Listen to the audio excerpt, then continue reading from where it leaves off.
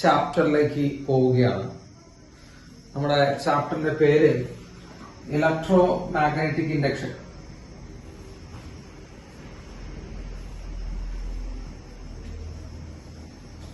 Electro magnetic induction, EMI എന്നൊക്കെ പറയും. EMI, electro magnetic induction, EMI. ചാപ്റ്ററിന്റെ പേര് എഴുതുക, ഇലക്ട്രോ മാഗ്നറ്റിക് ഇൻഡക്ഷൻ. എഴുതിയ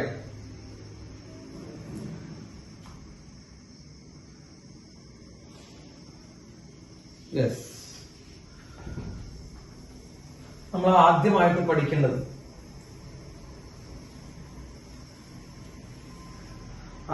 നമുക്ക് പഠിക്കുന്നത് മാഗ്നറ്റിക് ഫ്ലക്സ് എന്താണെന്ന്.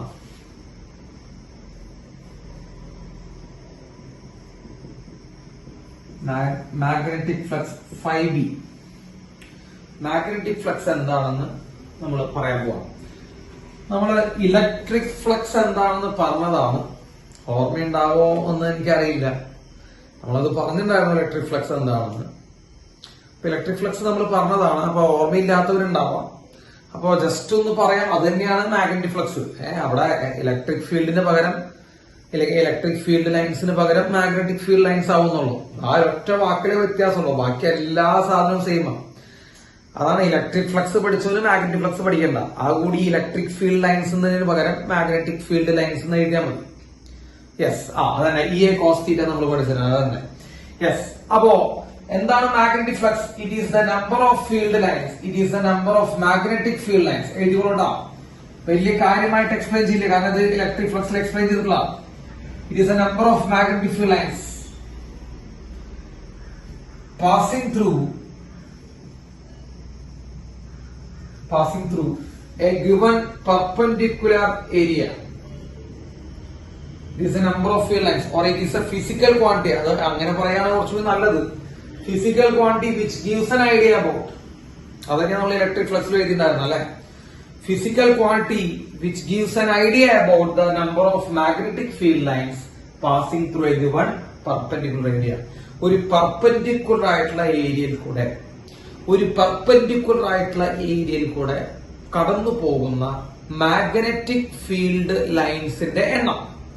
മാഗ്നറ്റിക് ഫീൽഡ് ലൈൻസിന്റെ എണ്ണത്തെ കുറിച്ച് ഐഡിയ തരുന്ന ഫിസിക്കൽ ക്വാണ്ടിറ്റിയാണ് മാഗ്നറ്റിക് ഫ്ലക്സ്.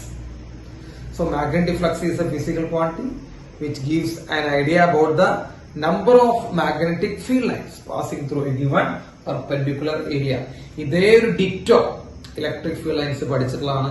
അത് പഠിച്ചവർക്ക് ഇത് പഠിക്കേണ്ട, അതാണ് അതിന്റെ പ്രത്യേകത കേട്ടോ. അത് പഠിച്ചവർക്ക് ഇത് പഠിക്കേണ്ട, അത് പഠിക്കാത്തവർക്ക് ഇത് പഠിക്കേണ്ടി വരും. യെസ്, അപ്പോ സാറ് പറഞ്ഞുതരാം. നോക്കൂ, ഇപ്പോൾ ഒരു ഏരിയ എടുക്കാന്ന് വിചാരിക്കുക. ജനറൽ കേസാണ് പറഞ്ഞാൽ ഇത് ഏരിയ എടുക്കുന്നു. ആ ഏരിയ ഒന്ന് ചെരിഞ്ഞിട്ടാണ് നിൽക്കുന്നത്, എല്ലാവർക്കും കാണുന്നുണ്ടാവും. ആ ഏരിയ ചെരിഞ്ഞിട്ടാണ് നിൽക്കുന്നത്. ഇതാണ് അതിന്റെ area vector. So this is the direction of area vector. നമ്മൾ പഠിച്ചിട്ടുണ്ട് ഏരിയ വെക്ടർ എപ്പോഴും സർഫസിന് പെർപെൻഡിക്കുലർ ആയിരിക്കും. സർഫസിന് പെർപെൻഡിക്കുലർ ആയാണ് ഏരിയ വെക്ടർ എന്ന് പറയുന്നത്. സോ ഇതാണ് ഏരിയ വെക്ടർ ഡയറക്ഷൻ. മക്കളെ, ഇവിടെ നിന്ന് മാഗ്നറ്റിക് ഫീൽഡ് ലൈൻസ് പാസ് ചെയ്യുന്നു. So magnetic field lines moving from left to right, അല്ലെങ്കിൽ passing from left to right. അപ്പൊ മാഗ്നറ്റിക് ഫീൽഡ് ലൈൻസ് ലെഫ്റ്റിൽ നിന്ന് റൈറ്റിലേക്ക് മൂവ് ചെയ്യുന്നു എന്ന് വിചാരിക്കും. മാഗ്നറ്റിക് ഫീൽഡ് ലൈൻസ് ലെഫ്റ്റിൽ നിന്ന് റൈറ്റിലേക്ക് മൂവ് ചെയ്യുന്നു. So this is magnetic field lines. ഇതാണ് ഏരിയ വെക്ടർ കേട്ടോ. ആ ഏരിയ വെക്ടറും മാഗ്നറ്റിക് ഫീൽഡ് ലൈൻസ് തമ്മിൽ ഉണ്ടാക്കുന്ന ആംഗിൾ തീറ്റ. എല്ലാവരും ശ്രദ്ധിക്കണം, ഈ മാഗ്നറ്റിക് ഫീൽഡ് ലൈൻസും സർഫസും തമ്മിൽ ഉണ്ടാക്കുന്ന ആംഗിൾ തീറ്റ എന്നാണോ പറഞ്ഞത്? മാഗ്നറ്റിക് ഫീൽഡ് ലൈൻസും സർഫസും തമ്മിൽ ഉണ്ടാക്കുന്ന ആംഗിൾ തീറ്റ എന്നാണോ പറഞ്ഞത്? ആണോ? അല്ല, അങ്ങനെയല്ല പറഞ്ഞത്. സർഫസ് തമ്മിൽ ഉണ്ടാക്കുന്ന ആംഗിൾ അല്ല, ഏരിയ വെക്ടറും മാഗ്നറ്റിക് ഫീൽഡ് ലൈൻസ് തമ്മിൽ. അതായത് ഇതാണ് സർഫസ്, ഇതാ ഈ വരച്ചു വെച്ചിരിക്കുന്നതാണ് സർഫസ്. ആ സർഫസിന് പെർപെൻഡിക്കുലർ ആയിട്ടുള്ള സംഭവമാണ് ഏരിയ വെക്ടർ കേട്ടോ. ഇതാണ് ഏരിയ വെക്ടർ. സർഫസിന് പെർപെൻഡിക്കുലർ ആയിട്ടുള്ള ഏരിയ വെക്ടർ. ആ ഏരിയ വെക്ടറും മാഗ്നറ്റിക് ഫീൽഡ് ലൈൻസ് തമ്മിൽ ഉണ്ടാക്കുന്ന ആംഗിളാണ് തീറ്റ. സോ തീറ്റയെ നിങ്ങളൊന്ന് ശ്രദ്ധിക്കണം. തീറ്റ is not just the angle between, it is not just the angle between magnetic field lines and the surface. It is the angle between the area vector and the magnetic field lines. Area വെക്ടറും magnetic field lines നമ്മൾ ഉണ്ടാക്കുന്ന angle ആണ് theta എങ്കിൽ മക്കളെ ഫ്ലക്സിന്റെ equation φb equal to B A cos theta. ഞാൻ നിങ്ങൾക്ക് ഓർമ്മ ഉണ്ടാവാൻ വേണ്ടി ഞാനിവിടെ ഇലക്ട്രിക് ഫ്ലക്സിന് നമ്മൾ ഇ എ കോസ് തീറ്റ നമ്മൾ പഠിപ്പിച്ചിട്ടുണ്ട്. ഓർമ്മ ഉണ്ടാവാൻ വേണ്ടി പറയാനല്ല, ഓർമ്മ ഉണ്ടാവാൻ വേണ്ടി ഞാൻ അങ്ങനെയെങ്കിൽ ഇക്വേഷൻ നമ്മൾ എഴുതിയിട്ടുണ്ട് ഇ എ കോസ് തീറ്റ. ഓർമ്മയുണ്ടാവും. അപ്പൊ നമുക്ക് ഇത് ഓർമ്മ ഇല്ലെങ്കിൽ നമ്മൾ പഠിച്ചേ പറ്റൂ ബി എ കോസ് തീറ്റ. കേട്ടോ, അവിടെ ഇലക്ട്രിക് ഫീൽഡിന് പകരം ഇവിടെ എന്തായിരുന്നുള്ളൂ മാഗ്നറ്റിക് ഫീൽഡ് ആയിരുന്നുള്ളൂ. ഒരൊറ്റ വ്യത്യാസം കേട്ടോ, മാഗ്നറ്റിക് ഫ്ലക്സിലെ ഇലക്ട്രിക് ഫീൽഡിന് പകരം മാഗ്നറ്റിക് ഫീൽഡ് ആയി. കോസ് തീറ്റ വരുമ്പോ ഏത് പ്രൊഡക്റ്റാ? ഡോട്ട ക്രോസാ. കോസ് തീറ്റ വരുമ്പോ ഏത് പ്രൊഡക്റ്റാ? ഡോട്ട് പ്രൊഡക്റ്റാ ക്രോസ് പ്രൊഡക്റ്റാ? ഡോട്ട് പ്രൊഡക്റ്റ് ആണ്.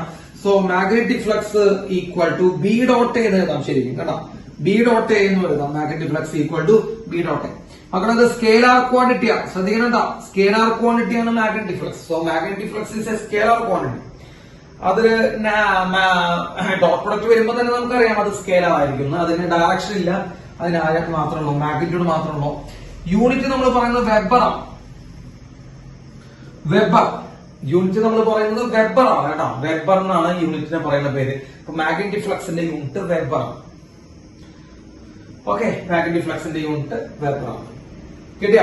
അല്ലെങ്കിൽ നമുക്ക് ഇപ്പൊ മാഗ്നറ്റിക് ഫീൽഡിന്റെ യൂണിറ്റ് ടെസ്ലയാണ്. നമ്മൾ പഠിച്ചിട്ടുണ്ടാവും. മാഗ്നറ്റിക് ഫീൽഡിന്റെ യൂണിറ്റ് ടെസ്ലയാണ്. അങ്ങനെയും ഒരു യൂണിറ്റ് നമുക്ക് എഴുതാം. മാഗ്നറ്റിക് ഫീൽഡിന്റെ യൂണിറ്റ് ടെസ്ലയാണ്. ഏരിയയുടെ unit metre square. So tesla metre square എന്ന് എഴുതാം. ഫ്ലക്സിന്റെ യൂണിറ്റ് കേട്ടോ. ഈ ടെസ്ല മീറ്റർ സ്ക്വയർ എന്ന് എഴുതാം. മാഗ്നറ്റിക് ഫീൽഡ് ടെസ്ല എന്ന് പഠിച്ചിട്ടുണ്ടാവും. ഏരിയന്റെ മീറ്റർ സ്ക്വയർ എന്ന് പഠിച്ചിട്ടുണ്ടാവും. അപ്പൊ ടെസ്ല മീറ്റർ സ്ക്വയർ തന്നെയാണ് വെബർ. രണ്ടും ഒന്ന് തന്നെയാണ്. ടെസ്ല മീറ്റർ സ്ക്വയർ തന്നെയാണ് എന്ത് മക്കളെ വെബർ ആയിട്ട് നമ്മൾ പറയുന്നത്. സോ മാഗ്നറ്റിക് ഫ്ലക്സ് എന്ന് പറയുമ്പോൾ it is a physical quantity which gives an idea about the number of magnetic field lines passing through A given perpendicular area. ഒരു ഗിവൺ പെർപെൻഡിക്കുലർ ഏരിയയിലൂടെ എത്ര മാഗ്നറ്റിക് ഫീൽഡ് ലൈൻസ് പാസ് ചെയ്യുന്നു, എത്ര എണ്ണം pass ചെയ്യുന്നു എന്നതിന് idea തരുന്ന ഫിസിക്കൽ ക്വാണ്ടിറ്റിനെ പറയുന്ന പേര് മാഗ്നറ്റിക് ഫ്ലക്സ്. ഫ്ലക്സിന്റെ equation flux equal to B A cos theta. ഈ തീറ്റ എന്ന് പറയുമ്പോൾ ആര് തമ്മിൽ ഉണ്ടാക്കുന്ന ആംഗിൾ?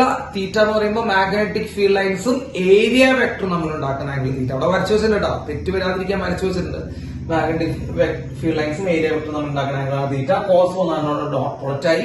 ഡോട്ട് പ്രൊഡക്റ്റ് ആണെങ്കിൽ സ്കേലാർ ക്വാണ്ടിറ്റി ആയി. സ്കേലാർ ക്വാണ്ടിറ്റി അതിന്റെ യൂണിറ്റ് വെബറാണ്. ഡൗട്ട് ഉണ്ടോ? ഡൗട്ട് ഉണ്ടോ? ഇല്ല. യെസ്. Okay,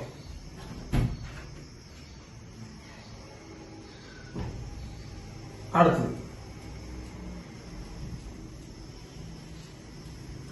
Faraday's experiment. അടുത്തത് ഇടാം, ഫാരഡേയുടെ എക്സ്പെരിമെന്റ്.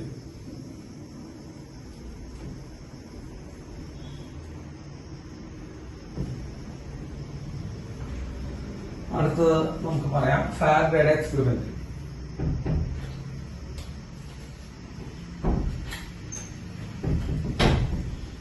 നിങ്ങൾ മൈക്കിൾ ഫാരഡേ എന്ന് പറഞ്ഞ ഒരാളെ കുറിച്ച് കേട്ടിട്ടുണ്ടോ? മൈക്കിൾ ഫാരഡേ കേൾക്കണമല്ലോ, കേൾക്കാതിരിക്കാൻ ചാൻസ് ഇല്ലല്ലോ. കേട്ടില്ലേ? Michael Faraday. മൈക്കിൾ ഫാരഡേ ആണ് നമ്മള് ഫാദർ ഓഫ് ഇലക്ട്രിസിറ്റി എന്ന് പറയുന്നത്. സോ മൈക്കിൾ ഫാരഡേ ആണ് നമ്മൾ ഫാദർ ഓഫ് ഇലക്ട്രിസിറ്റി എന്ന് പറയുന്നത്. അതായത് മൈക്കിൾ ഫാരഡേ ആണ് എന്ത് ഇലക്ട്രിസിറ്റി കണ്ടുപിടിച്ചു, അങ്ങനെയല്ല പറയുന്നത് കേട്ടാ. ഇലക്ട്രിസിറ്റി കണ്ടുപിടിച്ചത് മൈക്കിൾ ഫാരഡേ എന്നല്ല. മൈക്കിൾ ഫാരഡേക്ക് മുമ്പ് തന്നെ ഇവിടെ സെല്ലുകളും കറണ്ടും ഇതൊക്കെ കണ്ടെത്തിയിട്ടുണ്ടായിരുന്നു. മൈക്കിൾ ഫാരഡേക്ക് മുമ്പ് തന്നെ ഇപ്പൊ നമുക്കറിയാം അലക്സാണ്ടർ വോൾട്ട സെല്ല് കണ്ടെത്തിയത് അല്ലെ, നമ്മൾ സെല്ലൊക്കെ കണ്ടെത്തിയിട്ടുണ്ടായിരുന്നു. മൈക്കിൾ ഫാരഡേക്ക് മുമ്പ് ഇവിടെ കറണ്ട് ഉണ്ടായിരുന്നു, അതാണ് വിറ്റ്. ഏറ്റവും വലിയ തമാശ എന്താണെന്ന് വെച്ച് കഴിഞ്ഞാൽ മൈക്കിൾ ഫാരഡേക്ക് മുമ്പ് ഇവിടെ കറണ്ട് ഉണ്ടായിരുന്നു. പക്ഷെ വൈദ്യുതിയുടെ പിതാവായിട്ട് നമ്മൾ പറയുന്നത് മൈക്കിൾ ഫാരഡേയാണ്. കാരണം മൈക്കിൾ ഫാരഡേക്ക് മുമ്പുണ്ടായിരുന്ന കറണ്ട് സാധാരണക്കാർക്ക് അവൈലബിൾ ആയിരുന്നില്ല. നമുക്കറിയാം സെല്ലുകൾ, നിങ്ങൾ ആലോചിച്ച് നോക്കുക, നമ്മുടെ ഇന്നത്തെ എല്ലാ ഉപകരണങ്ങളും സെല്ലിലാണ് വർക്ക് ചെയ്യുന്നതെങ്കിൽ നമ്മൾ ഇന്ന് എത്ര ഉപകരണം യൂസ് ചെയ്യുന്നതെന്നും വെറുതെ ചിന്തിച്ചു നോക്കിയാൽ മതി. നമ്മുടെ നമ്മുടെ വീട്ടിൽ ഉപയോഗിക്കുന്ന എല്ലാ ഉപകരണങ്ങളും ബാറ്ററി വെച്ചിട്ടാണ് വർക്ക് ചെയ്യുന്നതെങ്കിൽ നിങ്ങൾ എത്രമാത്രം ഉപയോഗിക്കുമെന്ന് നിങ്ങൾ വെറുതെ ആലോചിച്ച് നോക്കിയാൽ മതി. അപ്പോ ഇന്ന് നമ്മൾ വളരെ ചീപ്പായിട്ട് ഇലക്ട്രിസിറ്റി ഉപയോഗിക്കുന്നുണ്ട്. AC അല്ലെ, നമ്മുടെ സാധാരണ KSEBക്കാര് കൊണ്ടുതരുന്ന കറണ്ട്, AC കറണ്ട്. യെസ്, അത്രയും ചീപ്പായിട്ട് ആ ഇലക്ട്രിസിറ്റി നമുക്ക് തന്ന, അല്ലെങ്കിൽ നമുക്ക് അത് ഉണ്ടാക്കി തന്ന ആളാണ് മൈക്കിൾ ഫാരഡേ. Generator Dynamo. അപ്പോ ഡൈനാമോ കണ്ടുപിടിച്ചത് വഴി, ഡൈനാമോയാണ് പിന്നെ ജനറേറ്റർ ആയിട്ട് മാറിയത്. അപ്പോൾ ഡൈനാമോ കണ്ടുപിടിച്ചത് വഴി ഏറ്റവും ചീപ്പായിട്ട് എന്ത് ചെയ്യാൻ പറ്റും, കറണ്ട് ഉണ്ടാക്കി തരാൻ പറ്റുമെന്ന് കണ്ടുപിടിച്ച ആളാണ് മൈക്കിൾ ഫാരഡെ. അത് കാരണമാണ് അയാളെ ഫാദർ ഓഫ് ഇലക്ട്രിസിറ്റി എന്ന് പറഞ്ഞു വിളിക്കുന്നത്. അപ്പൊ അയാളുടെ എക്സ്പെരിമെന്റ്സ് ആണ് നമ്മൾ പറയാൻ പോണേ. അയാള് ഒരു ലാബിൽ അറ്റൻഡർ ആയിരുന്നു കേട്ടോ, ഈ ഫിസിക്സ് ലാബിൽ അറ്റൻഡർ ആയിരുന്നു. അതായത് നിങ്ങളുടെ ഇപ്പോ സ്കൂളിൽ ലാബ് ഉണ്ടെങ്കിൽ അതിലൊക്കെ അറ്റൻഡേഴ്സ് ഉണ്ടാവും അല്ലെ, ടീച്ചർമാരല്ലല്ലോ, സാധനങ്ങളൊക്കെ കൊണ്ടുതരാൻ ഒരു അറ്റൻഡർ ഉണ്ടാവും. അപ്പൊ അതേപോലെ ഒരു അറ്റൻഡർ ആയിരുന്നു ഒരു യൂണിവേഴ്സിറ്റിയിൽ, ഫേമസ് ആയിട്ടുള്ള യൂണിവേഴ്സിറ്റിയാണ്. ആ യൂണിവേഴ്സിറ്റിയുടെ പേരൊക്കെ സാധാരണ വന്നു. അപ്പോ ഒരു അറ്റൻഡർ ആയിരുന്നു. ഈ പ്ലേഗ് എന്ന് പറഞ്ഞ രോഗം വന്നു. പ്ലേഗ് തന്നെയാണെന്നാണ് എന്റെ ഓർമ്മ, പ്ലേഗോ വസൂരിയോ. ഈ പ്ലേഗോ വസൂരിയോ ഏതോ ഒരു രോഗം വന്നിട്ട് യൂണിവേഴ്സിറ്റി മൊത്തം അടച്ചിട്ടു. ഇന്നത്തെ പോലെ കോവിഡ് പോലെ എല്ലാം അടച്ചിട്ട് കേട്ടാ. അപ്പോ കോവിഡ് പോലെ ഒരു രോഗം വന്നു, അതെല്ലാം അടച്ചിട്ടു. അത് കാരണം കൊണ്ട് നിങ്ങൾ പേടിക്കൊന്നും വേണ്ട, ഈ രോഗത്തിനെ മനുഷ്യന്മാര് മറികടന്ന് പോവും, സമയമെടുക്കും. അപ്പോ അതിൽ നിങ്ങൾ പെട്ടുപോയെന്നുള്ളൂ. അപ്പൊ നിങ്ങളുടെ എല്ലാ ആഘോഷങ്ങളും അതിൻ്റെ ഉള്ളിൽ പെട്ടുപോയി. നിങ്ങളുടെ +2 കഴിഞ്ഞു, ഇനി +2 ഒന്ന് തിരിച്ചു കിട്ടുമെന്ന് വിചാരിക്കരുത്. +2 കഴിഞ്ഞു, ഇനി അടുത്ത വല്ലതും നോക്കാം എന്ന് മാത്രമേ ഉള്ളൂ. അപ്പോ അതേപോലെ ഒരു രോഗം വന്നപ്പോ ഇത് അടച്ചിട്ടുണ്ടായിരുന്നു. അപ്പൊ ഇത് അടച്ചിട്ടപ്പോ ഈ മൈക്കിൾ ഫാരഡെ ലാബിൽ, ഫിസിക്സ് ലാബിൽ അയാളുടെ സമയം ചെലവഴിച്ചു. അതായത് വേറെ പുറത്തേക്കൊന്നും പോകണ്ട, ഈ സമയം കുറെ സമയം ഫ്രീ കിട്ടിയല്ലോ. അപ്പൊ അതുകൊണ്ട് അയാള് ഫിസിക്സ് ലാബിൽ സമയം ചെലവഴിച്ചു. അപ്പോൾ ആ ലാബിൽ വെച്ച് അയാൾ ചെയ്ത എക്സ്പെരിമെന്റ്സ് ആണ് നമ്മൾ ഇന്ന് ഫാരഡെയുടെ എക്സ്പെരിമെന്റ് ആയിട്ട് പറയാൻ പോകുന്നത്. ഫാരഡെയുടെ എക്സ്പെരിമെന്റ്. സോ ഇത് ഫാരഡേസ് എക്സ്പെരിമെന്റ് സിമ്പിൾ ആണ് കേട്ടോ. ഫാരഡെയുടെ എക്സ്പെരിമെന്റ്. ഈ ഫാരഡെ എന്താണ് ചിന്തിച്ചതെന്ന് നമുക്ക് വളരെ സിമ്പിൾ ആയിട്ട് പറയാം. ഇപ്പൊ ഫാരഡെ ചിന്തിച്ചില്ലെങ്കിൽ നമ്മളെല്ലാവരും ചിന്തിക്കുമായിരുന്ന സംഭവമായിരുന്നു ഫാരഡെ ചിന്തിച്ചത്. അതല്ല വേണ്ട വലിയ ഭീകരമായിട്ടുള്ള ഐറ്റമൊന്നുമല്ല. നമ്മൾ തൊട്ട് മുമ്പത്തെ ഒരു ചാപ്റ്ററിൽ പറഞ്ഞു, ഒരു കറണ്ട് ക്യാരി ചെയ്യുന്ന കണ്ടക്ടറിന് ചുറ്റും മാഗ്നറ്റിക് ഫീൽഡ് ഉണ്ടാവും. നമ്മൾ പറഞ്ഞതാ, ഒരു കറണ്ട് കമ്പിക്ക് ചുറ്റും എന്തുണ്ടാക്കാൻ പറ്റും, മാഗ്നറ്റ് ഉണ്ടാക്കാൻ പറ്റും എന്ന് പറഞ്ഞതാ. അപ്പൊ മൈക്കിൾ ഫാരഡെ ചിന്തിക്കുകയാണ്, അതായത് ഒരു കറണ്ട് ക്യാരിങ് കണ്ടക്ടറിന് ചുറ്റും മാഗ്നറ്റിക് ഫീൽഡ് ഉണ്ടാവുമെങ്കിൽ, അപ്പൊ വെറുതെ ഒരു കമ്പിയിൽ കൂടെ കറണ്ട് കടന്നു പോയാൽ മാഗ്നറ്റ് ഉണ്ടാകുമെങ്കിൽ തിരിച്ചും പോസിബിൾ ആവണ്ടേ? അതായത് കറണ്ടിന് മാഗ്നറ്റ് ഉണ്ടാക്കാൻ പറ്റുമെങ്കിൽ, കറണ്ടിന് മാഗ്നറ്റിക് ഫീൽഡ് ഉണ്ടാക്കാൻ പറ്റുമെങ്കിൽ, അല്ലെ? കറണ്ട് വെറുതെ ഒരു കമ്പിയിൽ കൂടെ പാസ് ചെയ്തപ്പോ അതിന് ചുറ്റും എന്തുണ്ടായി, മാഗ്നറ്റിക് ഫീൽഡ് ഉണ്ടായെങ്കിൽ നമ്മൾ തിരിച്ചും പോസിബിൾ ആവില്ലേ എന്ന് ജസ്റ്റ് ഒന്ന് ചിന്തിക്കും. അതായത് മാഗ്നറ്റിക് ഫീൽഡ് ഉപയോഗിച്ച് കറണ്ട് ഉണ്ടാക്കി കൂടെ എന്ന് ചിന്തിക്കും, ഇല്ലേ? നമ്മള് ചിന്തിക്കേണ്ടതാണ്, സാധാരണ എല്ലാവരും ചിന്തിക്കേണ്ടത് തന്നെയാണ്. അപ്പോ കറണ്ടിന് മാഗ്നറ്റിക് ഫീൽഡ് ഉണ്ടാക്കാൻ പറ്റുമെങ്കിൽ, കറന്റിന് മാഗ്നറ്റിക് ഫീൽഡ് ഉണ്ടാക്കാൻ പറ്റുമെങ്കിൽ തിരിച്ച് മാഗ്നറ്റിക് ഫീൽഡ് എന്തുകൊണ്ട് കറണ്ട് ഉണ്ടാക്കിക്കൂടാ എന്നൊരു ചെറിയൊരു ചിന്ത അയാളുടെ മനസ്സിലേക്ക് വരും. കാരണം പ്രകൃതി സിമെട്രിയെ സ്നേഹിക്കുന്ന പ്രകൃതിയാണ്. അതായത് ഇവിടുന്ന് അങ്ങോട്ടുണ്ടെങ്കിൽ അവിടെ നിന്ന് ഇങ്ങോട്ടും ഉണ്ടാവും കേട്ടോ, അവിടെ നിന്ന് ഇങ്ങോട്ടുണ്ടെങ്കിൽ ഇവിടുന്ന് അങ്ങോട്ടും ഉണ്ടാവും. അതാണ് പരിപാടി. അപ്പൊ കറന്റിന് മാഗ്നറ്റ് ഉണ്ടാക്കാൻ പറ്റുമെങ്കിൽ മാഗ്നറ്റ് ഉപയോഗിച്ച് കറണ്ട് ഉണ്ടാക്കിക്കൂടെ എന്നൊരു ചിന്ത പോകും. അങ്ങനെയാണ് അയാൾ എന്ത് ചെയ്തത്, ഒരു കോയിൽ എടുത്തു കേട്ടോ. അയാളുടെ എക്സ്പെരിമെന്റ് നല്ല രസകരമായിട്ടുള്ള ഈ ചാപ്റ്റർ തന്നെ നല്ല രസകരമാണ്, പഠിക്കുന്നവർക്ക് കേട്ടോ, അല്ലാത്തവർക്ക് ഭയങ്കര ബുദ്ധിമുട്ടാണ്. ആളൊരു കോയിൽ എടുത്തു. ആ കോയിൽ എടുത്തിട്ട് ആൾ എന്ത് ചെയ്തു എന്ന് വെച്ച് കഴിഞ്ഞാൽ ഒരു ഗാൽവനോമീറ്ററിലേക്ക് കണക്ട് ചെയ്തു. ഗാൽവനോമീറ്റർ നമ്മൾ പഠിപ്പിച്ചതാ, പ്രസൻസ് ഉണ്ടോ എന്ന് അറിയാൻ വേണ്ടിയിട്ടുള്ള സാധനം. കറണ്ട് മെഷർ ചെയ്യാനുള്ള സാധനമാണോ? അല്ല, കറണ്ട് മെഷർ ചെയ്യാൻ അമ്മീറ്റർ ആണ്. ഇത് പ്രസൻസ് ഉണ്ടോ എന്ന് അറിയാൻ വേണ്ടിയിട്ടുള്ള സംഭവമാണ് ഗാൽവനോമീറ്റർ. അതായത് അവിടെ വല്ലതും ഉണ്ടായോ എന്നറിയാൻ വേണ്ടിയിട്ടുള്ള എക്യുപ്മെന്റ് ആണ് ഗാൽവനോമീറ്റർ. അങ്ങനെ ഒരു ഗാൽവനോമീറ്ററിലേക്ക് അയാള് എന്ത് ചെയ്തു മക്കളെ, ഇത് കണക്ട് ചെയ്തു. അപ്പൊ ഗാൽവനോമീറ്ററിന്റെ സൂചി ഉണ്ടാവും, ആ സൂചി 0ൽ നിൽക്കുന്നുണ്ടാവും. മക്കളെ 0 എവിടെയാണ്? ഈ ഗാൽവനോമീറ്ററിന്റെ ഏറ്റവും പ്രധാനപ്പെട്ട പ്രത്യേകത, രണ്ട് സൈഡിലേക്കും ഡിഫ്ലക്ഷൻ കാണിക്കാൻ പറ്റും. അതായത് രണ്ട് സൈഡിലേക്ക് റീഡിംഗ് ഉണ്ടാവും, ഇവിടേക്കും ഉണ്ടാവും ഇവിടേക്കും ഉണ്ടാവും. അപ്പൊ സൂചി സെന്ററിലാണ് നിൽക്കുക കേട്ടോ, സൂചി സെന്ററിലാണ് നിൽക്കുക. സെന്ററിൽ നിന്ന് ലെഫ്റ്റിലേക്കും പോവാം റൈറ്റിലേക്കും പോവാം. ഇത് നമ്മൾ മീറ്റർ ബ്രിഡ്ജ് എന്നൊക്കെ പറഞ്ഞ സംഭവത്തൊക്കെ പറഞ്ഞിട്ടുള്ള രണ്ട് സൈഡിലേക്ക് ഡിഫ്ലക്ഷൻ, ഓപ്പോസിറ്റ് സൈഡിൽ deflection. Yes, opposite side deflection നമ്മൾ അന്ന് പറഞ്ഞപ്പോഴാണ്, ഇന്നും നമ്മൾ അത് തന്നെ പറഞ്ഞു, രണ്ട് സൈഡിലേക്കും ഡിഫ്ലക്ട് ചെയ്യാൻ പറ്റും. ഓക്കെ, ഇതിലേക്ക് നമ്മളൊരു മാഗ്നറ്റിനെ ഇടുന്നു. ഇതൊക്കെ നമ്മൾ ചെറിയ ക്ലാസ്സിൽ ചിലപ്പോൾ കേട്ടിട്ടുണ്ടാവും. അത് കാരണം കൊണ്ട് നിങ്ങൾക്ക് ഒരു ബുദ്ധിമുട്ടില്ലാതെ പഠിക്കാൻ പറ്റുന്ന ചാപ്റ്റർ ഇതായിരിക്കും. ഒരു മാഗ്നറ്റ് നമ്മൾ അതിലേക്ക് ഇടുന്നു.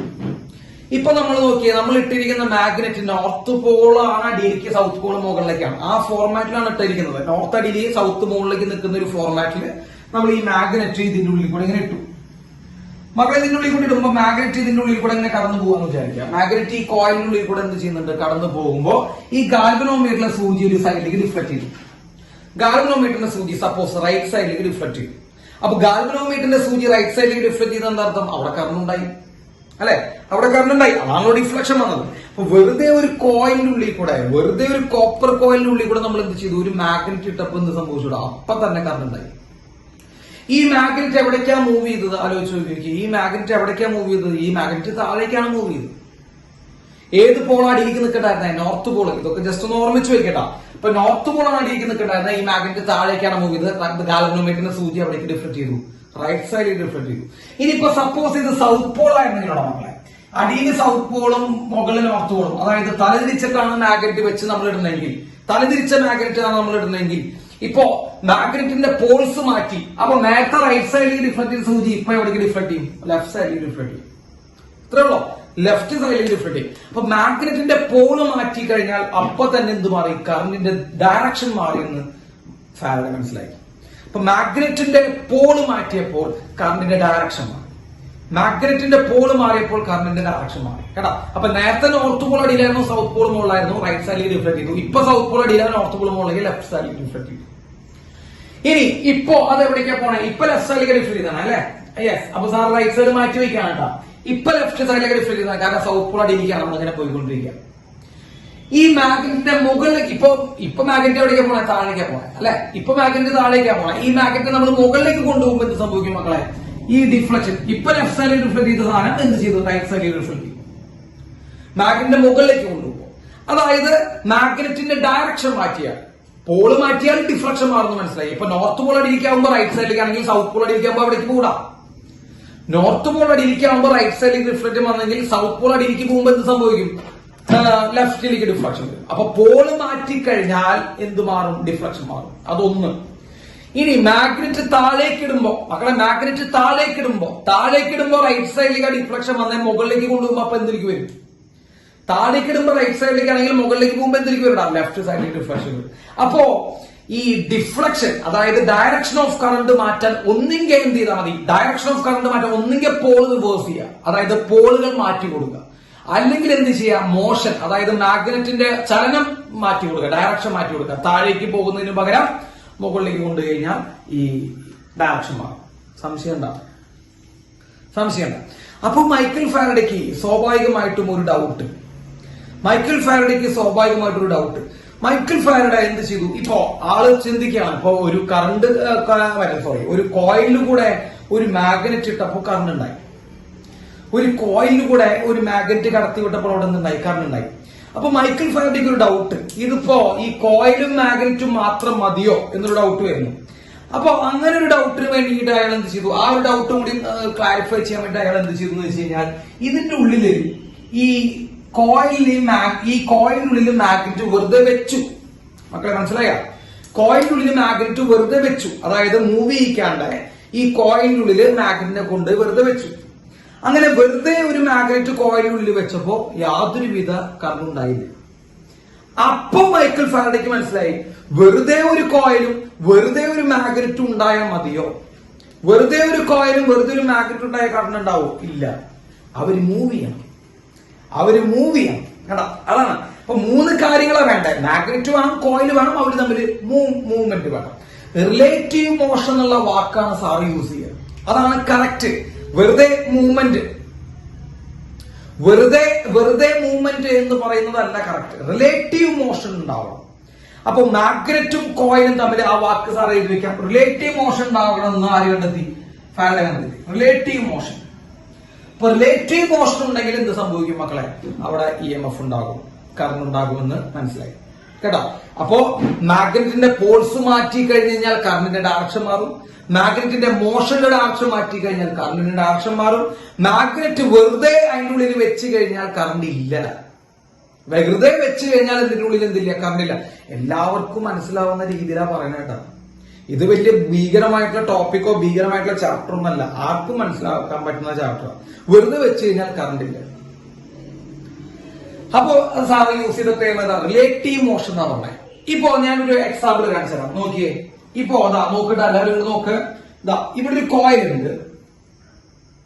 ഈ കോയിൽ എന്ത് ചെയ്യുന്നു മക്കളെ? V വെലോസിറ്റിയിൽ ഇങ്ങോട്ട് മൂവ് ചെയ്യുന്നു. ഈ കോയിൽ V വെലോസിറ്റിയിൽ ഇങ്ങോട്ട് മൂവ് ചെയ്യുന്നു.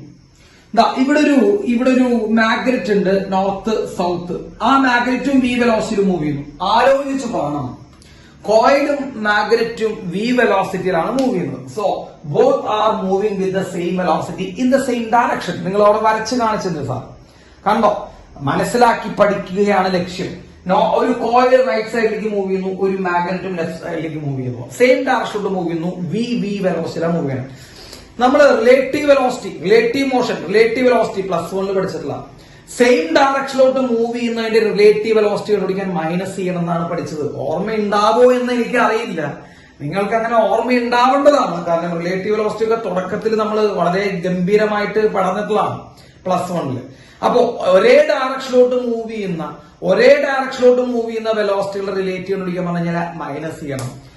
ഓപ്പോസിറ്റ് ഡയറക്ഷൻ വരുമ്പോ പ്ലസ് ചെയ്യണം. ഓർമ്മയുണ്ട്, ഓപ്പോസിറ്റ് ഡയറക്ഷൻ വരുമ്പോ പ്ലസ് ചെയ്യണം എന്ന് പറഞ്ഞത് ഓർമ്മയുണ്ട്.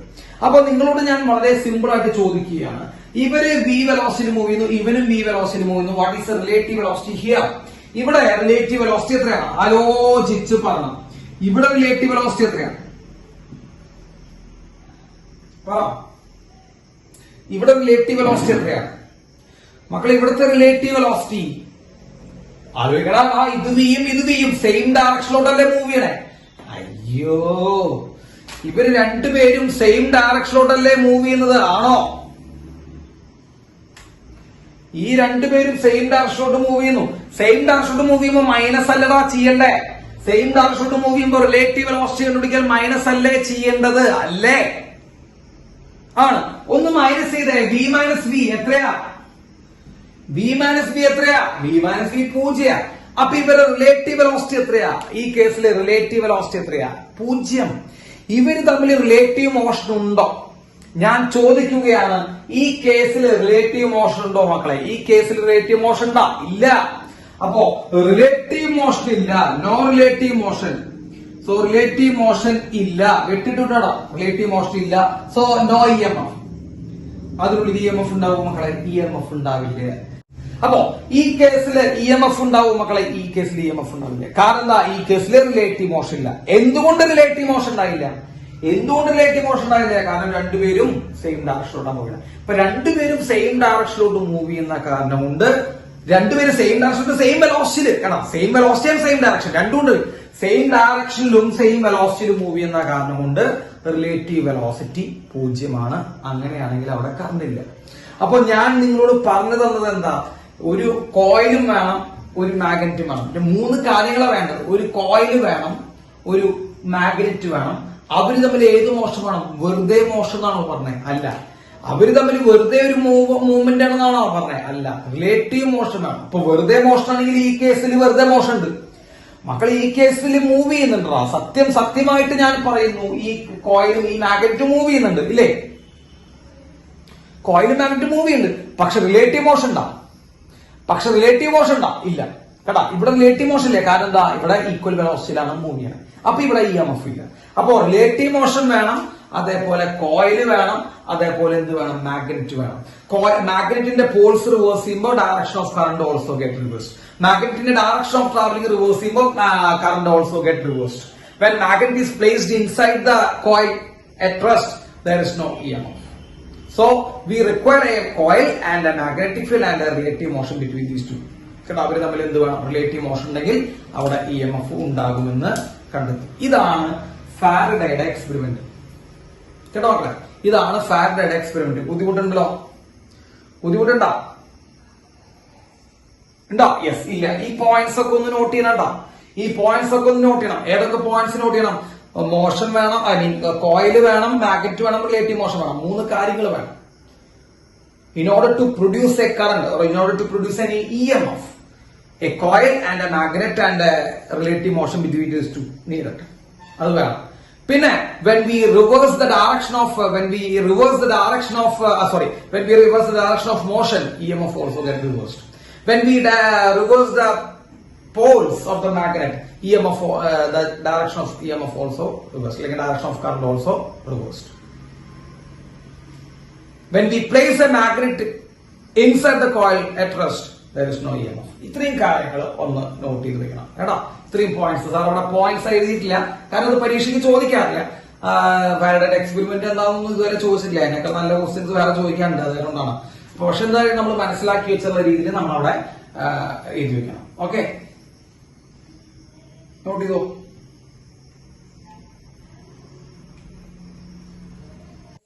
അടുത്ത ടോപ്പിക് എടാ മക്കളെ, ഇനി അടുത്ത topic Faraday's laws of electromagnetic induction. Faraday's laws of electromagnetic induction.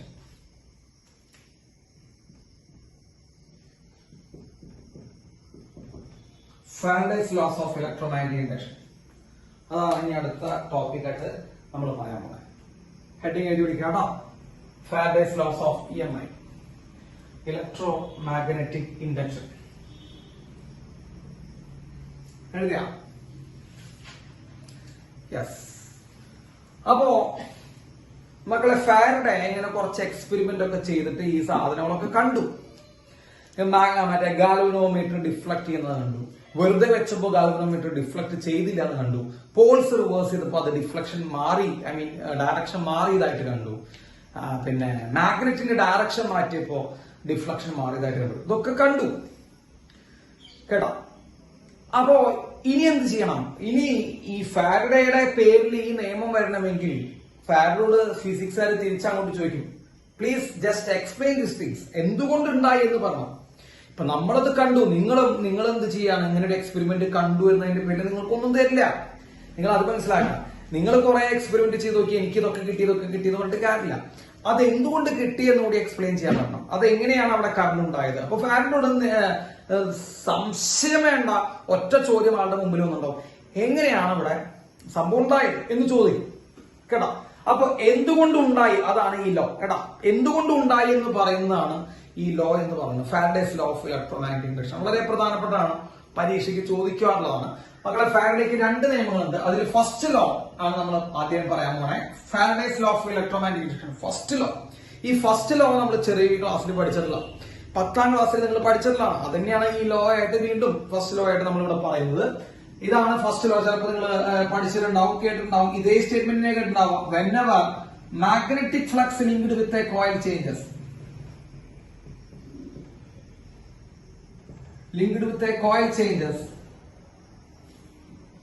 whenever magnetic flux linked with a coil changes, an EMF is induced in the coil. An EMF is induced in that coil. കേട്ടിട്ടുണ്ടാവും ഇത് 10ാം ക്ലാസ്സിൽ. ഇത് 10ാം ക്ലാസ്സിൽ കേൾക്കാതൊന്നുമില്ല. This is the first law of,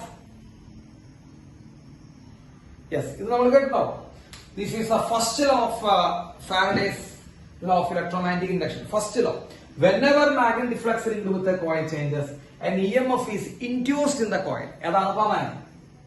yes, first law. ഇനി അതിന്റെ മലയാളം പറഞ്ഞുതരാം. ഇനി മലയാളത്തിൽ അറിയാത്ത പിള്ളേരുണ്ടാവും. ഒരു കോയിലുമായി ബന്ധപ്പെട്ട് കിടക്കുന്ന, അല്ലെങ്കിൽ ആ കോയിലിന്റെ കേട്ടാ, കോയിലുമായി ബന്ധപ്പെട്ട് കിടക്കുന്ന എന്ന് മലയാളത്തിൽ പറയും, അല്ലെങ്കിൽ കോയിലിന്റെ എന്ന് പറഞ്ഞാൽ, അല്ലെങ്കിൽ കോയിലിൽ കൂടി കടന്നു പോകുന്ന, എന്തുകൊണ്ടും പറയും. അപ്പൊ ഒരു കോയിലിൽ കൂടി കടന്നു പോകുന്ന മാഗ്നറ്റിക് ഫ്ലക്സിൽ വ്യത്യാസം സംഭവിക്കുമ്പോ, മാഗ്നറ്റിക് ഫ്ലക്സ് മാറുമ്പോ എടാ മകളെ ശ്രദ്ധിക്കട്ടാ, ഒരു കോയിൽ, നമ്മൾ ഫ്ലക്സ് എന്താന്ന് പറഞ്ഞുണ്ടാ, ഫ്ലക്സ് എന്താണെന്ന് പറഞ്ഞു നമ്മള്. അപ്പോ ആദ്യം പറഞ്ഞത് തന്നെയാണ്. അപ്പൊ ഒരു കോയിലിലെ ഫ്ലക്സിൽ എന്ത് വരുമ്പോ, ചേഞ്ച് വരുമ്പോ, ഒരു കോയിലിലെ ഫ്ലക്സ് വ്യതിയാനം സംഭവിക്കുമ്പോൾ, മാറ്റം വരുമ്പോൾ ആ കോയിലിൽ എന്തുണ്ടാവും? EMF ഉണ്ടാകും. അപ്പോ എന്തുകൊണ്ടാണ് അവിടെ EMF ഉണ്ടായതെന്ന് ഫാരഡേ എക്സ്പ്ലെയിൻ ചെയ്യുന്നു. ആ കോയിൽ എന്തു മാറുന്നതുകൊണ്ട്, ഫ്ലക്സിൽ ചേഞ്ച് വരുന്നതുകൊണ്ട്. സോ whenever, എപ്പോഴെല്ലാമാണോ, അതാണ് whenever എന്ന് പറഞ്ഞാൽ എപ്പോഴെല്ലാമാണോ ഒരു കോയിലിലെ ഫ്ലക്സ് മാറുന്നത്, അപ്പോ തന്നെ എന്തുണ്ടാവും? ഒരു EMF ഉണ്ടാവും. എന്ത് ഫ്ലക്സ് മാറുന്ന? മാഗ്നറ്റിക് ഫ്ലക്സിന് മാറ്റം വരുന്നത്. അപ്പൊ എപ്പോഴൊക്കെ മാഗ്നറ്റിക് ഫ്ലക്സ് മാറുന്നുണ്ടോ അവിടെ എന്തുണ്ടാവും? EMF ഉണ്ടാവുന്നതാണ് ഫാരഡേ പറഞ്ഞത്. അപ്പൊ ഫാരഡേ EMF ഉണ്ടാവാനുള്ള കാരണം പറഞ്ഞു വെക്കുകയാണ്, മാഗ്നറ്റിക് ഫ്ലക്സിൽ ഉണ്ടാവുന്ന ചേഞ്ച് ആണ്.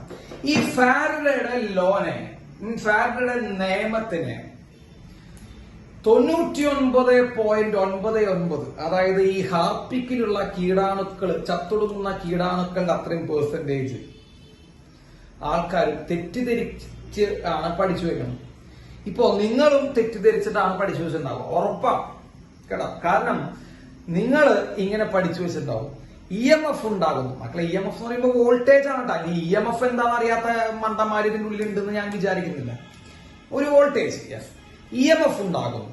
ആ EMF എങ്ങനെ ഉണ്ടാകും എന്നാ പറഞ്ഞ ഫ്ലക്സിൽ ചേഞ്ച് ചെയ്യുമ്പോൾ ഉണ്ടാകുന്നു എന്ന് പറയുന്നു. അപ്പം നമ്മളെ പോലെയുള്ള 99% ആൾക്കാരോ മനസ്സിലാക്കുന്നത് എന്താന്ന് വെച്ച് കഴിഞ്ഞാൽ EMF ഉണ്ടാകണമെങ്കിൽ ഫ്ലക്സിൽ ചേഞ്ച് ഉണ്ടാവും. നിങ്ങൾ ആലോചിച്ച് നോക്കട്ടെ മക്കളെ, അങ്ങനെ ഒരു ഗതികേട് നമ്മളെല്ലാവരും പഠിച്ചു വെച്ചിട്ടുണ്ട്. EMF ഉണ്ടാകണമെങ്കിൽ ഫ്ലക്സിൽ ചേഞ്ച് ഉണ്ടാവും. നിങ്ങൾ അങ്ങനെയാണ് ഈ നിയമം പഠിച്ചു വെച്ചിട്ടുണ്ടാവുക, അല്ലെങ്കിൽ മനസ്സിലാക്കി വെച്ചിട്ടുണ്ടാവുക. ഞാൻ സത്യമായിട്ട് തന്നെ പറയുന്നു, നിങ്ങൾ അത് തന്നെയായിരിക്കും. നിങ്ങൾ അല്ലാന്ന് പറഞ്ഞാൽ അങ്ങനെ തന്നെയാണ്. നിങ്ങൾ മനസ്സിലാക്കി വെച്ചത് തന്നെയാണ്. ഒരു EMF ഉണ്ടാകണമെങ്കിൽ ഫ്ലക്സിൽ ചേഞ്ച് വേണം, അതല്ലേ? അതാണ് നമ്മൾ പഠിച്ചു തന്നെ. EMF ഉണ്ടാകണമെങ്കിൽ ഫ്ലക്സിൽ ചേഞ്ച് വേണം. നിങ്ങൾ ഫാരഡെ നിങ്ങൾ തെറ്റിദ്ധരിച്ചിരിക്കുക. ഫാരഡെ എന്താ പറഞ്ഞത്? ഫാരഡെ പറഞ്ഞത് ഫ്ലക്സിൽ ചേഞ്ച് ഉണ്ടായാൽ EMF ഉണ്ടാവുന്ന പറഞ്ഞത്. നിങ്ങൾ ആ വാക്ക് ഒന്നുകൂടി ശ്രദ്ധിച്ചു കേൾക്കണം. ഫാരഡെ എന്താ പറഞ്ഞേ? ഫ്ലക്സിൽ ചേഞ്ച് ഉണ്ടായാൽ EMF ഉണ്ടാവും. അല്ലാണ്ട് EMF ഉണ്ടാവണമെങ്കിൽ ഫ്ലക്സ് ചേഞ്ച് വേണമെന്ന് അങ്ങനെയല്ലല്ലോ പറഞ്ഞത്. അങ്ങനെയല്ല പറഞ്ഞത്. അപ്പൊ സാർ ഇത് രണ്ടും ഒന്നല്ലേ സാർ എന്ന് ചോദിക്കരുത്. അത് ഞാൻ എക്സ്പ്ലെയിൻ ചെയ്യാം കേട്ടാ. ഫാരഡെ എന്താ പറഞ്ഞത്? ഫാരഡെ പറഞ്ഞത് ഫ്ലക്സിൽ ചേഞ്ച് ഉണ്ടെങ്കിൽ EMF ഉണ്ടാവും കേട്ടാ. തിരിച്ച് EMF ഉണ്ടാകണമെങ്കിൽ ഫ്ലക്സ് ചേഞ്ച് മസ്റ്റ് ആണ് എന്ന് ഫാരഡെ പറഞ്ഞിട്ടില്ല. EMF ഉണ്ടാകണമെങ്കിൽ ഫ്ലക്സിൽ ചേഞ്ച് ചെയ്യണമെന്ന് നിർബന്ധം ഇല്ല. കഴിഞ്ഞില്ലേ പരിപാടി? EMF ഉണ്ടാകണമെങ്കിൽ ഫ്ലക്സിൽ ചേഞ്ച് ചെയ്യണം നിർബന്ധം ഇല്ല.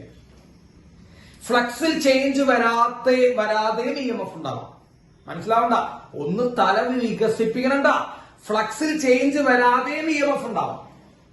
അല്ലാണ്ട് EMF ഉണ്ടാകണമെങ്കിൽ ഫ്ലക്സ് ചേഞ്ച് മസ്റ്റ് ആണ് അങ്ങനെയല്ല പറഞ്ഞത്. നിങ്ങൾ അയാളെ വളച്ചൊടിക്കരുത്. നിങ്ങൾക്ക് അത് തന്നെയാണ് ഇവിടുത്തെ ഉള്ള എല്ലാ നമ്മുടെ എല്ലാവരുടെ അവസ്ഥ ഇങ്ങനെ തന്നെയാണ്. നമ്മളൊരു നിയമം കിട്ടുമ്പോൾ അതിനെ വളച്ചൊടിക്കും. ഇപ്പൊ നമ്മൾ മനസ്സിലാക്കുന്നതല്ല നിയമം. അപ്പോ ഇതാണ് അതിന്റെ കറക്റ്റ്. ഇത് ഒരു ഫ്ലക്സ് EMF ഉണ്ടാകണമെങ്കിൽ എന്ത് വേണമെന്നില്ല. EMF ഉണ്ടാകണമെങ്കിൽ എന്ത് വേണമെന്നില്ല. ഫ്ലക്സ് ചേഞ്ച് നിർബന്ധമല്ല. ഫ്ലക്സ് ചേഞ്ച് ഇല്ലെങ്കിലും EMF ഉണ്ടാവും, ഫ്ലക്സ് ചേഞ്ച് ചെയ്താലും EMF ഉണ്ടാവും. പക്ഷെ ഫ്ലക്സ് ചേഞ്ച് ചെയ്താൽ ഉറപ്പായിട്ടും EMF ഉണ്ടാവും. അതാണ് ഇയാളുടെ നിയമം. ഇയാൾ പറഞ്ഞത്രേ ഉള്ളൂ, ഒരു കോയിലെ ഫ്ലക്സ് മാറിയോ EMF ഉണ്ടാവും, ഉറപ്പാ. If there is a flux change, there must be an EMF. പക്ഷെ EMF ഉണ്ടാവുന്ന ഫ്ലക്സ് ചേഞ്ച് നിർബന്ധമല്ല. മനസ്സിലാവണ്ട മക്കളെ? അതിന്റെ രണ്ടിന്റെയും വ്യത്യാസം മനസ്സിലായ? ഈ മലയാളത്തിലുള്ള ചെറിയ ചെറിയ വാക്കുകളുടെ വ്യത്യാസം തന്നെയാണത് കേട്ടാ. കേൾക്കുമ്പോ അത് എല്ലാം ഒരേപോലെയല്ലേ സാർ, ഒന്നല്ലേ പറയണമെന്ന് തോന്നും. പക്ഷെ അങ്ങനെയല്ല, ഒന്നല്ല പറയണത്. ഫ്ലക്സ് ചേഞ്ച് ഉണ്ടായാൽ EMF മസ്റ്റ് ആണ്. ഫ്ലക്സ് ചേഞ്ച് ചെയ്തോ EMF മസ്റ്റ് കേട്ടാ. അതാണല്ലോ. whenever magnetic flux linked with the coil changes, എപ്പോഴൊക്കെയാണോ മാഗ്നറ്റിക് ഫ്ലക്സ് മാറിയത് അപ്പോ ഒക്കെ EMF ഉണ്ട്. എപ്പോഴെല്ലാമാണോ മാഗ്നറ്റിക് ഫ്ലക്സിൽ മാറ്റം വരുന്നത് അപ്പോഴൊക്കെ EMF ഉണ്ട്. അല്ലാണ്ട് EMF ഉണ്ടാകണമെങ്കിൽ മാഗ്നറ്റിക് ഫ്ലക്സ് മാറണം എന്നല്ലല്ലോ പറഞ്ഞത്. എന്താണ് പറയണേ? EMF ഉണ്ടാകണമെങ്കിൽ മാഗ്നറ്റിക് ഫ്ലക്സ് മാറണം എന്ന് പറഞ്ഞിട്ടില്ല. EMF ഉണ്ടാകാൻ മാഗ്നറ്റിക് ഫ്ലക്സിൽ മാറാതിരിക്കാൻ വേറെ രീതിയിൽ ഉണ്ടാവാം, മാറാതെ ഉണ്ടാവാം. മനസ്സിലായ? ഫ്ലക്സ് മാറാതെ EMF ഉണ്ടാവാം, ഫ്ലക്സ് മാറിയിട്ടും ഉണ്ടാവാം. അതാ പറഞ്ഞേ. EMF ഉണ്ടാകാൻ മറ്റേ നിർബന്ധമാണ് അങ്ങനെ പറഞ്ഞ. EMF ഉണ്ടാവാൻ ഫ്ലക്സ് ചേഞ്ച് കമ്പൽസറി ആണ് എന്ന് പറഞ്ഞിട്ടില്ല. നിങ്ങൾ തെറ്റിദ്ധരിക്കരുത്. EMF ഉണ്ടാവാൻ ഫ്ലക്സ് ചേഞ്ച് കമ്പൽസറി എന്ന് പറഞ്ഞിട്ടില്ല. പക്ഷേ ഫ്ലക്സ് ചേഞ്ച് ഉണ്ടായാൽ EMF കമ്പൽസറിയാണ്. ഫ്ലക്സിൽ ചേഞ്ച് ഉണ്ടായാൽ EMF കമ്പൽസറിയാണ്. ഞാൻ പറഞ്ഞതിന്റെ അർത്ഥം നിങ്ങൾക്ക് എല്ലാവർക്കും മനസ്സിലായെന്ന് ഞാൻ സാറ് വിചാരിക്കുന്നു. ഫ്ലക്സിൽ ചേഞ്ച് ഉണ്ടായാൽ EMF ഈസ് കമ്പൽസറി. EMF ഉണ്ടായാൽ പറ്റും. പക്ഷെ EMF ഉണ്ടാവണമെങ്കിൽ ഫ്ലക്സ് ചേഞ്ച് കമ്പൽസറി അല്ല. അങ്ങോട്ടല്ല, ഇങ്ങോട്ട് കമ്പൽസറിയാണ്. യെസ്, ഇത് പല ആൾക്കാർക്കും ഇപ്പോ +2 പഠിക്കുമ്പോൾ വരെ തെറ്റായി പഠിച്ചു വയ്ക്കും. സത്യം. നിങ്ങൾക്ക് ഇപ്പോ എടുത്തു കഴിഞ്ഞതായിരിക്കും, ചിലവർക്ക് എടുത്തു കഴിഞ്ഞിട്ടുണ്ടാവും. നമ്മൾ മനസ്സിലാക്കി വെച്ചിരിക്കുന്നത് അങ്ങനെ തന്നെയായിരിക്കും, പക്ഷെ അങ്ങനെയല്ല. അപ്പൊ അയാളെ നിങ്ങൾ തെറ്റിദ്ധരിക്കരുത്. അപ്പൊ അയാൾ പറഞ്ഞിരിക്കുന്നത്, അതായത് ഫ്ലക്സ് ചേഞ്ച് ചെയ്താൽ EMF ഉണ്ടാവും, അല്ലാണ്ട് EMF ഉണ്ടാവും ഫ്ലക്സ് ചേഞ്ച് വേണമെന്ന് അയാൾ പറഞ്ഞിട്ടില്ല. മണ്ടത്തിനെ പറയരുത് കേട്ടാ. നിങ്ങൾ അയാളെ തെറ്റിദ്ധരിക്കരുത്. അപ്പോ മെജോറിറ്റി ആൾക്കാരുടെ ഒരു മിസ്കോൺസെപ്ഷൻ അതാണ്. അയാൾ അങ്ങനെ പറഞ്ഞു, അയാൾ അങ്ങനെ പറഞ്ഞിട്ടേ ഇല്ല. അതാണ് ഫസ്റ്റ് ലോ. ഇനി സെക്കൻഡ് ലോ, ഫാരഡേയുടെ second law, next one, Faraday's law of electromagnetic induction second ലോയിലാണ് കുറച്ചും കൂടി ഒരു കാതലായിട്ടുള്ള നിയമം സെക്കൻഡ് ലോ ആണ്. അതൊക്കെ കുറച്ചുകൂടി ഇമ്പോർട്ടന്റ് ആയിട്ടുള്ള ഒരു നിയമം സെക്കൻഡ് ലോയാണ്. അപ്പൊ എന്താണ് സെക്കൻഡ് ലോ പറയുന്നത്? The induced EMF. അങ്ങനെ ഒരു കോയിൽ ഉണ്ടാകുന്ന EMF, അങ്ങനെ ഒരു കോയിൽ ഉണ്ടാകുന്ന EMF, ദ ഇൻഡ്യൂസ്ഡ് EMF, ഒരു കോയിൽ EMF ഉണ്ടാവും നമ്മൾ പറഞ്ഞു. Induced EMF is directly proportional to, induced EMF is directly proportional to, അങ്ങനെ ഉണ്ടാകുന്ന EMF is directly proportional to rate of change of magnetic flux, rate of change of magnetic flux. ഇതാണ് ആൾ പറഞ്ഞത്. The induced EMF is directly proportional to rate of change of magnetic flux. എന്ന് പറഞ്ഞാൽ എന്താ അർത്ഥം മക്കളെ? ഇൻഡ്യൂസ് ചെയ്യുന്ന EMF, അതായത് ആ കോയിൽ നമ്മൾ ഉണ്ടായി എന്ന് പറയപ്പെടുന്ന EMF, ആ കോയിൽ ഉണ്ടായ EMF is directly proportional to, കണ്ടോ, ആ EMF ഡയറക്ട്ലി പ്രൊപ്പോർഷണൽ ആണ്, ആ EMF ഡയറക്ട്ലി പ്രൊപ്പോർഷണൽ ആണ് എന്തിനോട്? Rate of change of magnetic flux.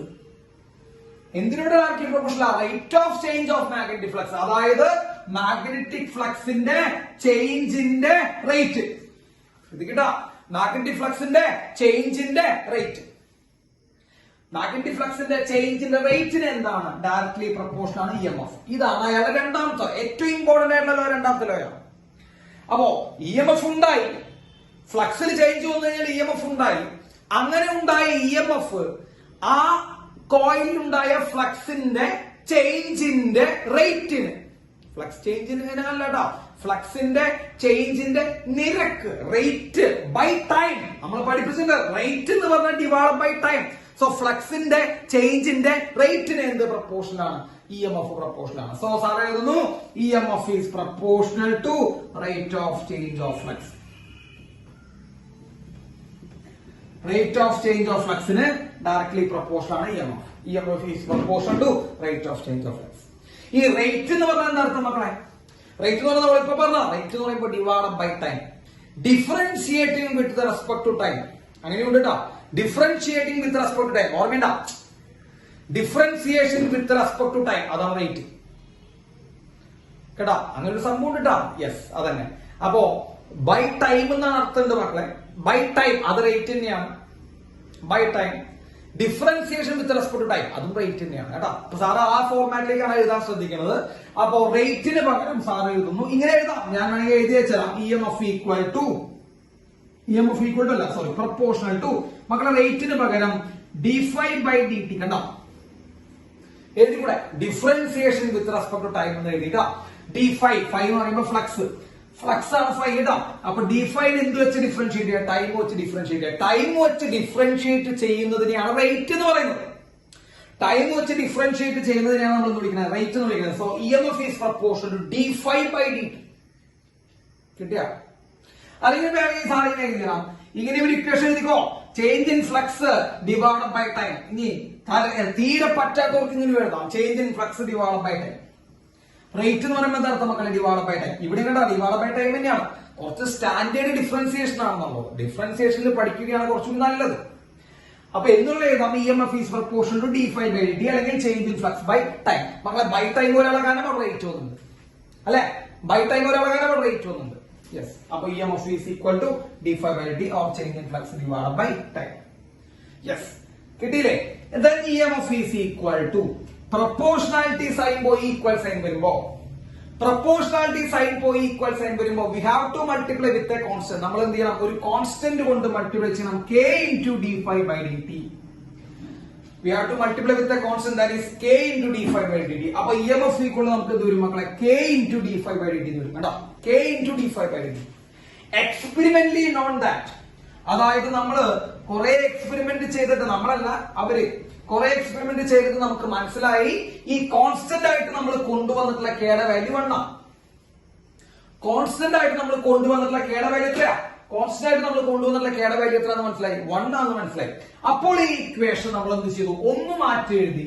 ഈ ഇക്വേഷന്റെ നമ്മൾ ജസ്റ്റ് ഒന്ന് മാറ്റി എഴുതുന്നു. എന്താണ് എഴുതാൻ പോണേ? EMF is equal to k1 കൊടുത്തു, k1 കൊടുത്തു. So EMF is equal to d∅/dt. EMF is equal to d∅/dt. ഫ്ലക്സിലെ ചേഞ്ച് ബൈ ടൈം, ഫ്ലക്സിലെ ടൈം വെച്ച് ഡിഫറൻഷിയേറ്റ് ചെയ്യാം. രണ്ടും അർത്ഥമുണ്ട്. ഞാൻ ഇങ്ങനെ എഴുതാം, change in flux divide by time. d∅ എന്ന് പറയുമ്പോൾ change in flux by time. So EMF is equal to change in flux divide by അതിനെടുത്ത സമയം. Change in flux divide by അതിനെടുത്ത സമയം. ഫ്ലക്സിൽ ഉണ്ടാകുന്ന മാറ്റം ബൈ അതിനെടുത്ത സമയം. അല്ലെങ്കിൽ d5/dt. അതാണ് കുറച്ചുകൂടി നല്ലത്. ഇപ്പൊ ഫൈനെ differentiating with respect to time എന്ന് പറയുന്നത് റേറ്റ് തന്നെയാണ്. അപ്പോ EMF ഈക്വൽ ടു ഒന്നുകിൽ d5/dt അല്ലെങ്കിൽ കുറച്ചുകൂടി സിമ്പിൾ ആക്കി പറയുകയാണെങ്കിൽ change in flux divide by time. അതായത് അവിടെ എത്രമാത്രം ഫ്ലക്സ് മാറി ബൈ അതിനെടുത്ത സമയം. ഈ ചേഞ്ച് ഇൻ ഫ്ലക്സ് പറയുമ്പോ ഫൈനൽ ഫ്ലക്സ് അല്ലെ, അറിയാലോ, final flux minus initial flux divide by time. അതറിയാത്തില്ലല്ലോ. ചേഞ്ച് എന്ന് പറയുമ്പോ അവസാനം മൈനസ് ആദ്യം. സോ final flux minus initial flux divide by time. മക്കളെ ബുദ്ധിമുട്ടുണ്ടോ? ഇതാണ് അയാളുടെ രണ്ടാമത്തെ ലോയിലാണ് ഫാരഡെ കുറച്ചുകൂടി അയാളുടെ കഴിവ് പറഞ്ഞാണ് കേട്ടോ. ഫസ്റ്റ് ലോയില് ജസ്റ്റ് പറഞ്ഞോളൂ. രണ്ടാമത്തെ ലോയാണ് അതിന്റെ വാല്യൂ പറയുന്നല്ലോ. EMF ഉണ്ടാകുന്നു എന്ന് പറയുന്നതാണ് ഫസ്റ്റ് ലോ. ആ EMF എത്രയാണെന്ന് പറയുന്നത് EMF = d5/dt അല്ലെങ്കിൽ change in flux divide by time അല്ലെങ്കിൽ final flux minus initial flux divide by time എന്ന് പറയുന്നതാണ് രണ്ടാമത്തെ ലോ. ഓക്കെ, കിട്ടിയ? ഡൗട്ട് ഉണ്ടോ എല്ലാവർക്കും? എന്തെങ്കിലും ഡൗട്ട് ഉണ്ടെങ്കിൽ പറഞ്ഞോളൂ. എന്തെങ്കിലും ഡൗട്ട് ഉണ്ടെങ്കിൽ പറഞ്ഞോ. അപ്പൊ സെക്കൻഡ് ലോ, ഫാരഡയുടെ സെക്കൻഡ് ലോ പറയുന്നത് induced EMF is directly proportional to rate of change of magnetic flux. Induced EMF is directly proportional to rate of change of magnetic flux എന്നാണ് ഫാരഡയുടെ സെക്കൻഡ് ലോ പറഞ്ഞത്. അതിലെ rate എന്ന് പറയുമ്പോൾ എന്താ മക്കളെ? Divide by time അല്ലെങ്കിൽ differentiation with respect to time. അത്രയും ചെയ്തിട്ടുള്ളൂ. കോൺസ്റ്റന്റ് ഓഫ് പ്രൊപ്പോർഷണാലിറ്റി കൊണ്ടിരുന്നു. കോൺസ്റ്റന്റ് ഓഫ് പ്രൊപ്പോർഷണാലിറ്റി 1 ആയി പോകുന്നു. അപ്പൊ EMF = d5/dt അല്ലെങ്കിൽ change in flux by time അല്ലെങ്കിൽ അത്.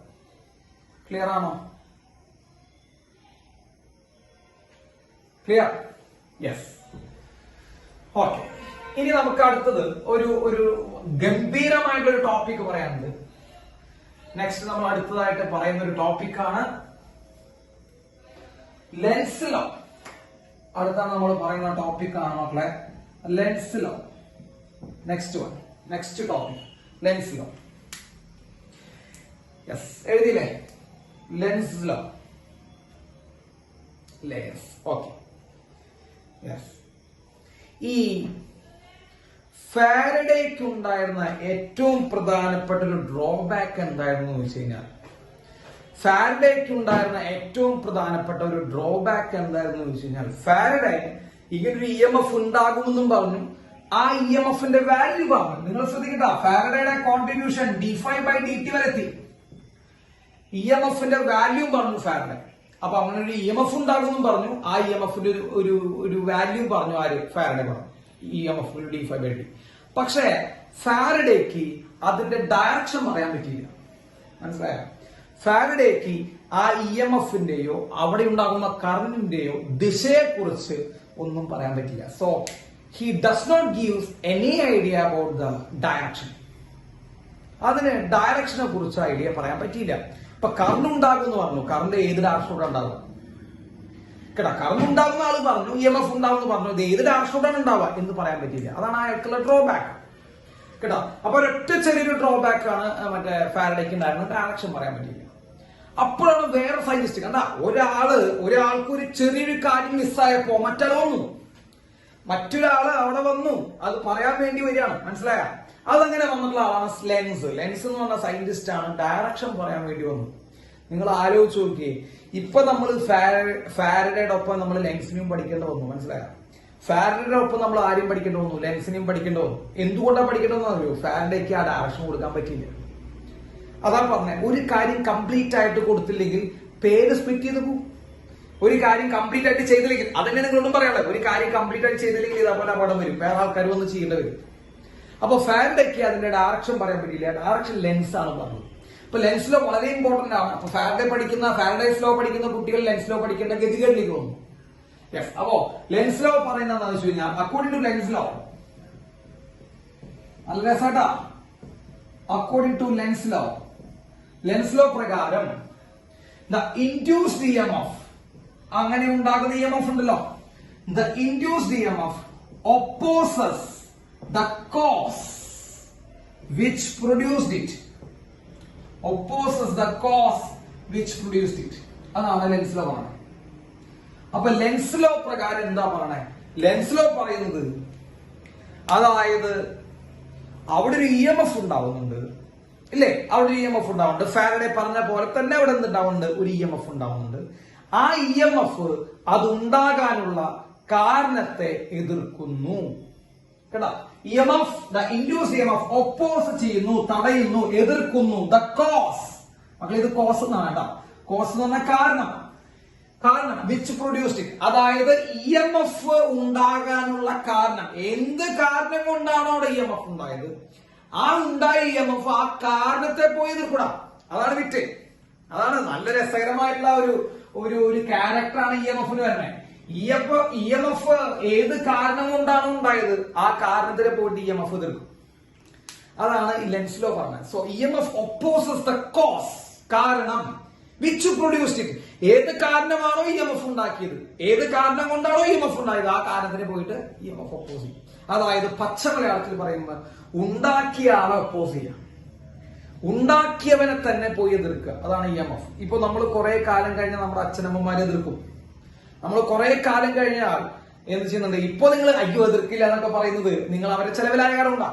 കുറെ കാലം കഴിഞ്ഞാൽ ഈ സൈക്കിൾ ഇങ്ങനെ തിരിയും. ഈ സൈക്കിൾ ഇങ്ങനെ തിരിയുന്നതനുസരിച്ച് റോട്ടിറോമല്ല, കാലചക്രം ഇങ്ങനെ തിരിയുന്നതിനനുസരിച്ച് നമ്മൾ ഒരു പരിധി കഴിഞ്ഞാൽ അവരെ ഒപ്പോസ് ചെയ്യേണ്ട അവസ്ഥയിലേക്ക് വരും.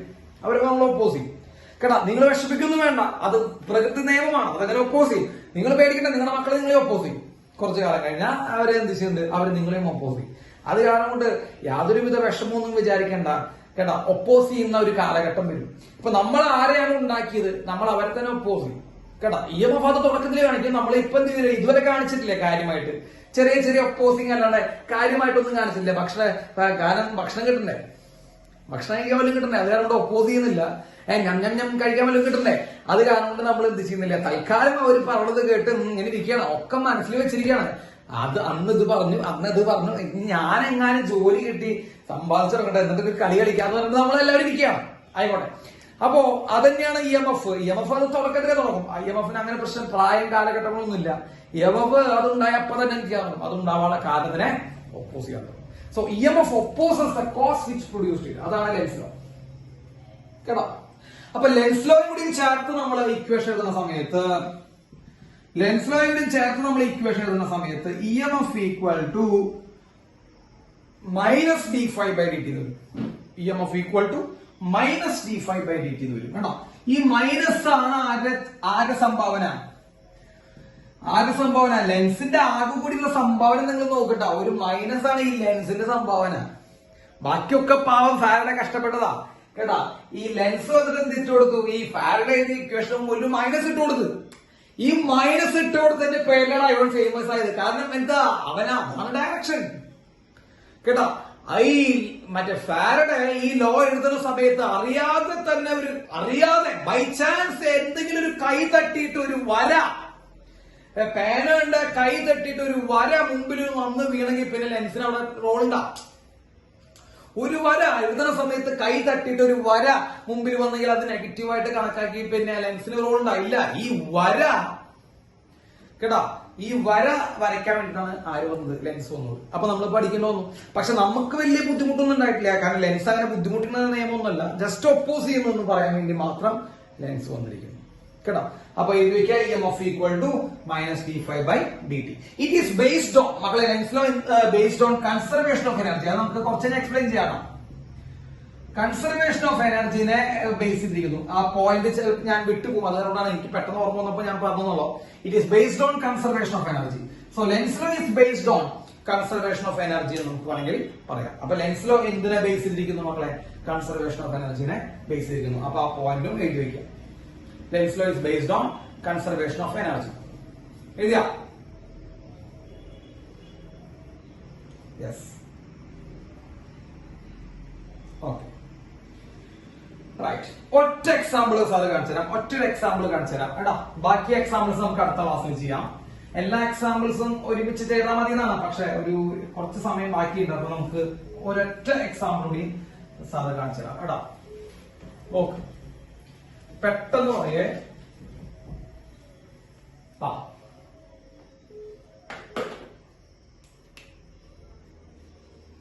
നോക്കാം. നോക്കി, ഇവിടെ ഒരു കോയിൽ, ഇവിടെ ഒരു കോയിൽ കാണുന്നുണ്ടല്ലോ അല്ലെ, ഒരു കോയിൽ കാണുന്നുണ്ട്. മക്കളെ നോക്കിയേ, ഇവിടെ ഒരു മാഗ്നറ്റ് നോർത്ത് സൗത്ത് ഉള്ള രീതിയിൽ ഒരു മാഗ്നറ്റ്. യെസ്, ഇതതിന്റെ മാഗ്നറ്റിക് ഫീൽഡ് ലൈൻസ് കേട്ടോ. Magnetic field lines. മക്കളെ ഞാൻ ചോദിക്കട്ടെ, ഇപ്പോ വല്ല മാഗ്നറ്റിക് ഫീൽഡ് ലൈൻസും ആ കോയിലൂടെ കടന്നു പോകുന്നുണ്ടോ? നിങ്ങൾ കാണുന്നുണ്ടല്ലോ അല്ലെ, ഇപ്പൊ വല്ല മാഗ്നറ്റിക് ഫീൽഡ് ലൈൻസും ആ കോയിലൂടെ കടന്നു പോകുന്നുണ്ടോ? ഇല്ല. So no magnetic field lines ഇപ്പോ, അല്ലെ? ശരിയല്ലേ? അല്ല മക്കളെ, initially no magnetic field lines. Flux ഉണ്ടോ മക്കളെ തുടക്കത്തിൽ? അപ്പോ ഫ്ലക്സ് ഉണ്ടാ? മാഗ്നറ്റിക് ഫീൽഡ് ലൈൻസ് ഇല്ലെങ്കിൽ ഫ്ലക്സ് ഉണ്ടോ? എന്താണ് ഈ ഫ്ലക്സ്? ഈ മാഗ്നറ്റിക് ഫീൽഡ് ലൈൻസിന്റെ എണ്ണമാണ് ഫ്ലക്സ്. സോ ഫ്ലക്സും ഇല്ല, തുടക്കത്തിലില്ല. എന്നിട്ട് ഈ മാഗ്നറ്റ് താഴേക്ക് വീഴുന്നു. The magnet is moving downward.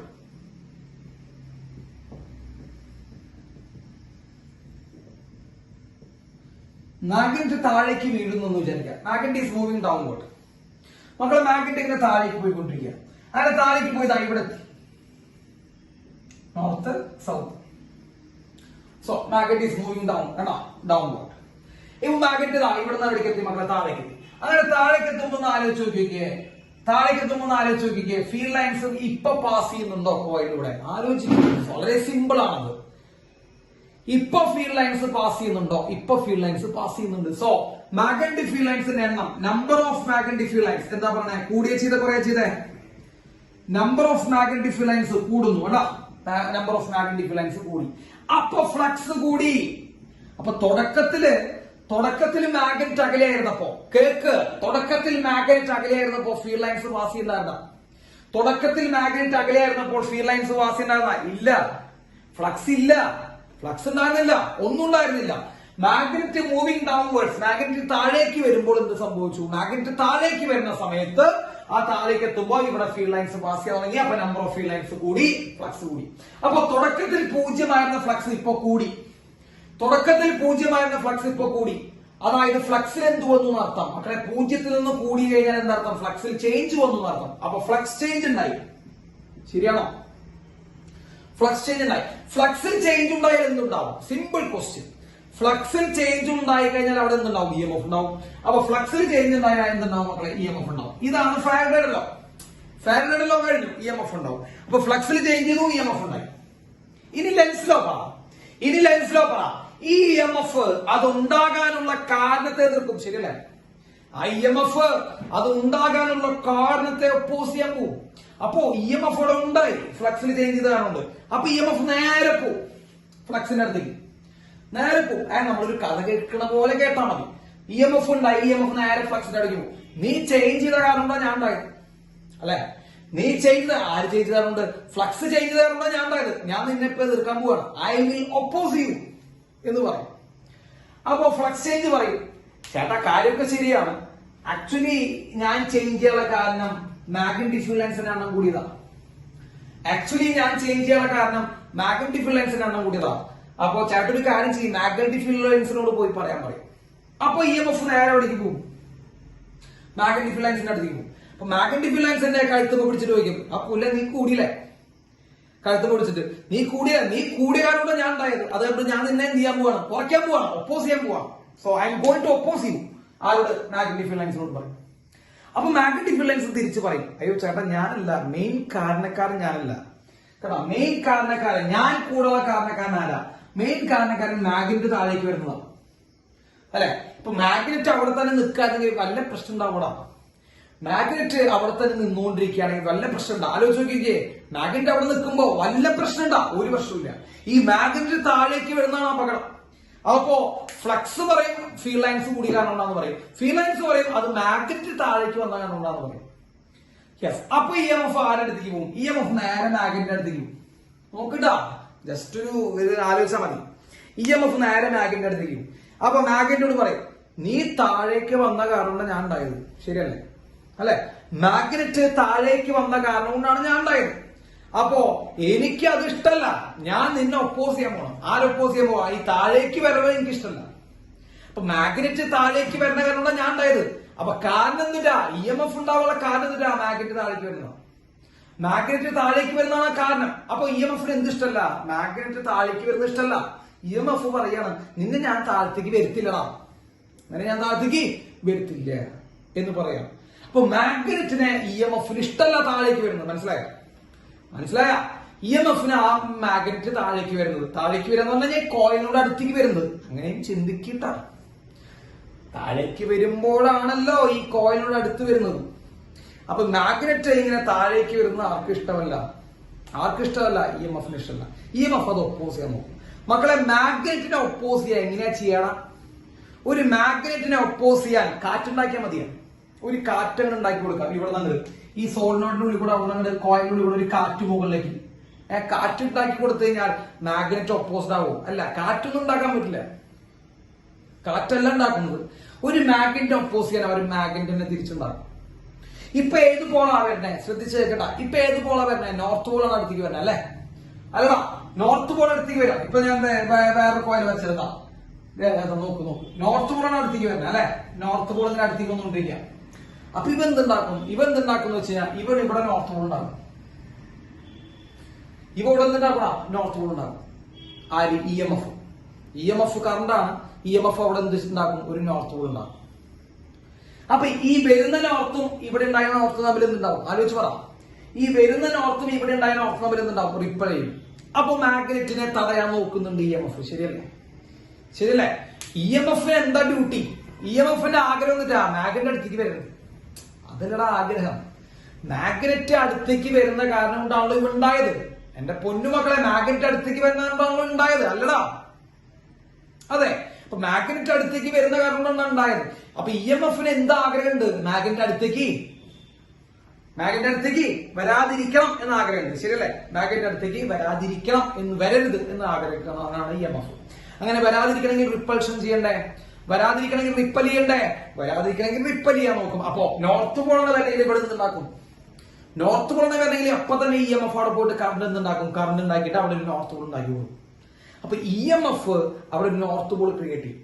അപ്പൊ ഈ നോർത്ത് തമ്മിൽ എന്ത് ചെയ്യും മക്കളെ? റിപ്പൽ ചെയ്യും. മനസ്സിലായോ? നോർത്ത് തമ്മിൽ റിപ്പൽ ചെയ്യും. അപ്പൊ ഇവിടെ ഏത് പോളാണ് ഉണ്ടായത്? ഇവിടെ നോർത്ത് പോൾ ഉണ്ടായത്. ഏത് ലോ വെച്ചാ പറയാൻ പറ്റിയത്? ലെൻസ് ലോ വെച്ചാ പറയാൻ പറ്റിയത്. അപ്പൊ നോർത്ത് പോൾ അടുത്തേക്ക് വരുമ്പോ ഏത് പോൾ ഉണ്ടാവും? സിമ്പിൾ. നോർത്ത് പോൾ അടുത്തേക്ക് വരുമ്പോ ഏത് പോൾ ഉണ്ടാവും? നോർത്ത് പോൾ ഉണ്ടാവും. മക്കളാലോചിക്കുക, ഇതാണ് കോയിൽ. നോർത്ത് പോൾ അടുത്തേക്ക് വരികയാണ്. ഇ എം എഫ് ഉണ്ടായി. ഇ എം എഫ് ഉണ്ടാവുള്ള കാരണം ഏത് പോൾ അടുത്തേക്ക് വരാനുണ്ടാ? ഇ എം എഫ് ഉണ്ടാവുള്ള കാരണം ഏത് പോൾ അടുത്തേക്ക് വരുന്നു? നോർത്ത് പോൾ അടുത്തേക്ക് വരുന്നു. നോർത്ത് പോൾ അടുത്തേക്ക് വരുന്ന കാരണമാണ് ഇ എം എഫ് ഉണ്ടായത്, അല്ലേ? യെസ്. ഇ എം എഫ് ഇഷ്ടമാണോ? ഇ എം എഫിന് എന്ത് ഇഷ്ടമല്ല? നോർത്ത് പോൾ അടുത്തേക്ക് വരുന്ന ഇഷ്ടമാണോ? അല്ല. അപ്പൊ ഇ എം എഫ് റിപ്പൽ ചെയ്യണോ? റിപ്പൽ ചെയ്യണ ഏത് പോൾ ഉണ്ടാക്കണം മക്കളെ? നോർത്ത് പോളിന് റിപ്പൽ ചെയ്യണ ഏത് പോൾ ഉണ്ടാക്കണം? സിമ്പിൾ ലോജിക്കാണ് നോർത്ത് പോൾ ഉണ്ടാക്കണം. ഇനിയിപ്പോ സൗത്ത് പോളാണ് അടുത്തേക്ക് വരണമെങ്കിലോ? സൗത്ത് പോൾ നിങ്ങൾ മനസ്സിൽ വിചാരിക്കണ്ട, സൗത്ത് പോളാണ് അടുത്തേക്ക് വരുന്നത്. അപ്പൊ സൗത്ത് പോൾ അടുത്തേക്ക് വരാൻ കാരണം കൊണ്ട് ഇ എം എഫ് ഉണ്ടായി.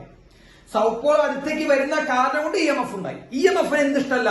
സൗത്ത് പോൾ അടുത്തേക്ക് വരുന്ന ഇഷ്ടമല്ല. കാരണം അവൻ കാരണം ഉണ്ടായത് ഉണ്ടായ കാര്യത്തിനെ ഒപ്പോസ് ചെയ്യുന്ന നിയമം. അപ്പൊ സൗത്ത് പോൾ എന്ത് ചെയ്യുന്ന? അടുത്തേക്ക് വരുന്ന ഇ എം എഫിന് ഇഷ്ടമല്ല. അപ്പൊ എന്ത് സംഭവിക്കും മക്കളെ? ഇവൻ അവിടെ റിപ്പൽ ചെയ്യാൻ നോക്കിയിട്ട് ഇവൻ എന്ത് പോൾ ഉണ്ടാക്കി കൊടുക്കും? സൗത്ത് പോൾ ഉണ്ടാക്കി കൊടുക്കും. മനസ്സിലായോ? ഇവൻ സൗത്ത് പോൾ ഉണ്ടാക്കി കൊടുക്കും. ക്ലിയർ ആയോ? യെസ്. അതായത് പച്ച മലയാളത്തിൽ പറയുമ്പോൾ അടുത്തേക്ക് വരുന്നത് ഇഷ്ടമല്ല. എങ്ങനെയെങ്കിലും മനസ്സിലാക്കി. അടുത്തേക്ക് വരുന്നത് ഇഷ്ടമല്ല. മനസ്സിലായ? ഒരു മാഗ്നറ്റ് ഒരു കോയിലിന്റെ അടുത്തേക്ക് വരുന്നത് ആർക്ക് ഇഷ്ടമല്ല? ഇ എം എഫിന് ഇഷ്ടമല്ല. അപ്പൊ നോർത്ത് പോളാണ് അടുത്തേക്ക് വരണമെങ്കിൽ റിപ്പൽ ചെയ്യും. ഏത് പോൾ ഉണ്ടാക്കി റിപ്പൽ ചെയ്യും? നോർത്ത് പോൾ ഉണ്ടാക്കി റിപ്പൽ ചെയ്യും. സൗത്ത് പോളാണ് അടുത്തേക്ക് വരണമെങ്കിൽ ഏത് പോൾ ഉണ്ടാക്കി റിപ്പൽ ചെയ്യും? സൗത്ത് പോൾ ഉണ്ടാക്കി റിപ്പൽ ചെയ്യും. മനസ്സിലാവണ്ട മക്കളെ? യെസ്. ഇതൊന്ന് നോട്ട് ചെയ്ത് വെച്ചേ. ഈ ഭാഗങ്ങളൊന്ന് നോട്ട് ചെയ്ത് വെച്ചേ. ഈ ഭാഗങ്ങള്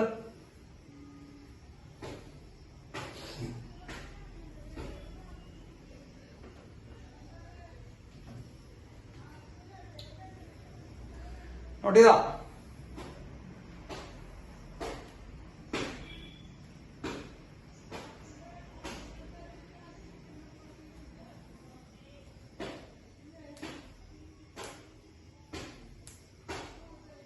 നോട്ടില്ലേ? യെസ്. ഒരു കാര്യം കൂടി പറഞ്ഞുതരാം കേട്ടോ. ഒറ്റ കാര്യം കൂടി പറഞ്ഞുതരാം. അതുകൂടി നമുക്ക് നിർത്താം. ഒറ്റ കാര്യം. അതായത് അപ്പൊ നോർത്ത് പോൾ അടുത്തേക്ക് വരുമ്പോ ഏത് പോൾ ഉണ്ടാക്കുക? നോർത്ത് പോൾ അടുത്തേക്ക് വരുമ്പോ ഏത് പോൾ ഉണ്ടാക്കും? പറ. നോർത്ത് പോൾ അടുത്തേക്ക് വരുമ്പോൾ ഏത് പോൾ ഉണ്ടാക്കും? നോർത്ത് പോൾ ഉണ്ടാക്കും. സൗത്ത് പോൾ അടുത്തേക്ക് വരുമ്പോ ഏത് പോൾ ഉണ്ടാക്കും? സൗത്ത് പോൾ ഉണ്ടാക്കും കേട്ടോ. സൗത്ത് പോൾ അടുത്തേക്ക് വരുമ്പോ സൗത്ത് പോൾ ഉണ്ടാക്കും, റിപ്പൽ ചെയ്യാൻ വേണ്ടിട്ട്. ഈ നോർത്തും സൗത്തും പോളുകൾ ഉണ്ടാക്കുന്നത് കറണ്ട് ഫ്ലോ ചെയ്തിട്ടാ. അറിയോ? അത് ഇനി അറിയില്ല എന്ന് പറയരുതട്ടാ. EMF ആണ് ഉണ്ടാക്കുന്നത്. EMF എങ്ങനെ ഉണ്ടാക്കണേ? കറണ്ട് ഒഴുക്കി വിട്ടിട്ട് ഉണ്ടാക്കണേ. കാരണം EMF എന്ന് പറയുമ്പോൾ വോൾട്ടേജ് ആണ്. EMF എന്ന് പറയുമ്പോൾ വോൾട്ടേജ് ആണ്. അപ്പൊ EMFന് കറണ്ട് ഒഴുക്കി വിട്ടിട്ടാണ് ഈ പോളുകൾ ഉണ്ടാക്കി വിടുന്നത്. അപ്പൊ നോർത്ത് പോൾ അടുത്തേക്ക് വരുമ്പോ, I repeat the word, north Paul അടുത്തേക്ക് വരുമ്പോ ഏത് പോൾ ഉണ്ടാക്കുന്നു? നോർത്ത് പോൾ അടുത്തേക്ക് വരുമ്പോ ഏത് പോൾ ഉണ്ടാക്കുന്നു? നോർത്ത് പോൾ ഉണ്ടാക്കുന്നത് കറണ്ട് ഒഴുക്കിയിട്ടാണ്. കറണ്ട് ഒഴുക്കും. ആരൊഴുക്കും? EMF ഒഴുക്കും. EMF ഉണ്ടായിട്ട് EMF അതിനൊക്കെ കറണ്ട് ഫ്ലോ ചെയ്ത് തുടങ്ങും. അങ്ങനെയാണ് നോർത്ത് പോൾ ഉണ്ടാക്കുന്നത്. സൗത്ത് പോൾ അടുത്തേക്ക് വരുമ്പോ ഏത് പോൾ ഉണ്ടാവും? സൗത്ത് പോൾ അടുത്തേക്ക് വരുമ്പോ ഏത് പോൾ ഉണ്ടാക്കണം മക്കളെ? സൗത്ത് പോൾ ഉണ്ടാക്കുന്നത് ഏത് ഫ്ലോ ചെയ്തിട്ടാ? എന്ത് ഫ്ലോ ചെയ്തിട്ടാ? കറണ്ട് ഫ്ലോ ചെയ്തിട്ടാ. ആരാ കറണ്ട് ഫ്ലോ ചെയ്യണേ? ആരാ കറണ്ട് ഫ്ലോ ചെയ്യണേ? EMF ആണ് കറണ്ട് ഫ്ലോ ചെയ്യണേ. അപ്പൊ നിങ്ങൾ തോന്നും EMFന് അങ്ങനെയൊക്കെ കഴിവുണ്ടാവും. EMF എന്ന് പറയുമ്പോൾ വോൾട്ടേജ് ആണ്. EMF എന്ന് പറയുമ്പോൾ വോൾട്ടേജ് ആണ്. വോൾട്ടേജിന്റെ കറണ്ട് ഫ്ലോ ചെയ്യാനുള്ള കഴിവുണ്ട്. അപ്പോ അങ്ങനെയാണ്. യെസ്. അപ്പൊ ഒറ്റ കാര്യം പറയട്ടെ. സൗത്ത് പോൾ ഉണ്ടാക്കണമെങ്കിൽ മക്കളെ ഞാൻ എസ് എന്ന് എഴുതി കണ്ട. സാർ എസ് എന്ന് എഴുതി കണ്ട. എസ് എന്ന് കണ്ടു. കണ്ടില്ലേ? എസ് കണ്ടു. ഇതല്ല എസ്. യെസ്. ഈ എസിന്റെ രണ്ട് സൈഡിൽ സാർ ആരോ മാർക്ക് ഇട്ട് കൊടുത്തു. രണ്ട് സൈഡിൽ ആരോ മാർക്ക് ഇട്ട് കൊടുത്തു. വളരെ സിമ്പിൾ ആണ് മനസ്സിലാക്കി പഠിക്കാൻ. രണ്ട് സൈഡിൽ ആരോ മാർക്ക് ഇട്ട് കൊടുത്തു. ഇപ്പൊ ഇത് ഏത് ഡയറക്ഷനോട്ടാ? ഈ ആരോ മാർക്ക് ഇരിക്കുന്ന ഡയറക്ഷൻ ഏതാ? Clockwise, anticlockwise? ആലോചിച്ച് നോക്കട്ടാ. നിങ്ങൾക്കൊക്കെ 5ാം ക്ലാസ്സിലെ ബോധം ഉണ്ടെങ്കിൽ അത് പറയാൻ പറ്റും. ഇത് clockwise, anticlockwise ആണ്.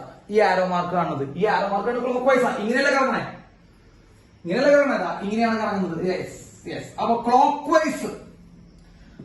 വൈസ് കറണ്ട് ആണ് ഏത് പോൾ ഉണ്ടാക്കുക? കിട്ടിയിട്ട് അവിടെ നിന്ന് ക്ലോക്ക് വൈസ് കറണ്ട് ആണ് ഏത് പോൾ ഉണ്ടാക്കുക? ക്ലോക്ക് വൈസ് കറണ്ട് ആണ് ഏത് പോൾ ഉണ്ടാക്കുക? സൗത്ത് പോൾ ഉണ്ടാക്കുക. അപ്പൊ നിങ്ങളോട് ചോദിക്കും ഏതാണ് കറണ്ടിന്റെ ഡയറക്ഷൻ എന്ന് ചോദിക്കും. അപ്പൊ നമ്മള് സൗത്ത് പോൾ ആണെങ്കിൽ അത് ക്ലോക്ക് വൈസ് കറണ്ട് ആണ്. ഇനി നോർത്ത് മക്കളെ, ഇതാണ് ഏത് ലെറ്റർ? കുറച്ച് നല്ല സ്റ്റാൻഡേർഡ് ആയിട്ട് എഴുതി വെച്ചുള്ള ലെറ്റർ ആണ്. ഇതാണ് N. നോർത്ത് പോളിന്റെ N ലെറ്റർ. നോർത്ത് പോളിന്റെ ലെറ്റർ ആണ് N കേട്ടാ. ഇവിടെ നമ്മൾ ആരോ മാർക്ക് കൊടുക്കാം. ഈ ആരോ മാർക്ക് എവിടേക്കാ തിരിയണം നോക്കിയേ. ഈ ആരോ മാർക്ക് എവിടേക്കാ തിരിയണം നോക്കിയേ. ഈ arrow mark anticlockwise ആണ് തിരിയുന്നത്. സോ ആന്റി ക്ലോക്ക് വൈസിൽ തിരിയുന്ന കറണ്ട് ഏത് പോൾ ഉണ്ടാക്കും? ആന്റി ക്ലോക്ക് വൈസിൽ തിരിയുന്ന കറണ്ട് ഏത് പോൾ ഉണ്ടാക്കും മക്കളെ? നോർത്ത് പോൾ ഉണ്ടാക്കും കേട്ടോ. ആന്റി ക്ലോക്ക് വൈസിൽ തിരിയുന്ന കറണ്ട് നോർത്ത് പോൾ ഉണ്ടാക്കും. അപ്പൊ സൗത്ത് പോൾ ഉണ്ടാക്കാൻ ക്ലോക്ക് വൈസ് കറണ്ട് മതി, നോർത്ത് പോൾ ഉണ്ടാക്കാൻ ആന്റി ക്ലോക്ക് വൈസ് കറണ്ട് മതി. അപ്പൊ സാർ ഒന്ന് കൺക്ലൂഡ് ചെയ്യട്ടെ. നോർത്ത് പോൾ അടുത്തേക്ക് വരുമ്പോ ഏത് പോൾ ഉണ്ടാക്കാം? നോർത്ത് പോൾ അടുത്തേക്ക് വരുമ്പോ ഏത് പോൾ ഉണ്ടാക്കാം? നോർത്ത് പോൾ ഉണ്ടാക്കും. ഏത് കറണ്ട് ഫ്ലോ ചെയ്യിച്ചിട്ട്? ഏത് ഡയറക്ഷനിലൂടെ കറണ്ട് ഫ്ലോ ചെയ്യിച്ചിട്ട്? ഏത്? Yes, anticlockwise. ഇനി സൗത്ത് പോൾ അടുത്തേക്ക് വരുമ്പോൾ ഏത് കറണ്ട് ഫ്ലോ ചെയ്യാം? സൗത്ത് പോൾ അടുത്തേക്ക് വരുമ്പോൾ ഏത് പോൾ ഉണ്ടാവും? യെസ്, സൗത്ത് പോൾ ഉണ്ടാവും. സൗത്ത് പോൾ അടുത്തേക്ക് വരുമ്പോൾ സൗത്ത് പോൾ ഉണ്ടാവും. ഏത് കറണ്ട് ഫ്ലോ ചെയ്യുക? ക്ലോക്ക് വൈസ് കറണ്ട് ആണ് ഫ്ലോ ചെയ്യുക കേട്ടോ. ഇത് വളരെ വൃത്തിയായിട്ട് എന്ത് ചെയ്യുക? എഴുതി വെക്കുക കേട്ടോ. ബാക്കി നമ്മൾ അടുത്ത ക്ലാസ്സിൽ ഡിസ്കസ് ചെയ്യാം കേട്ടോ. ബാക്കി നമുക്ക് അടുത്ത ക്ലാസ്സിൽ ഡിസ്കസ് ചെയ്യാം. വൃത്തിയായിട്ട് നിന്ന് എഴുതി വെക്കാം. ഓക്കെ.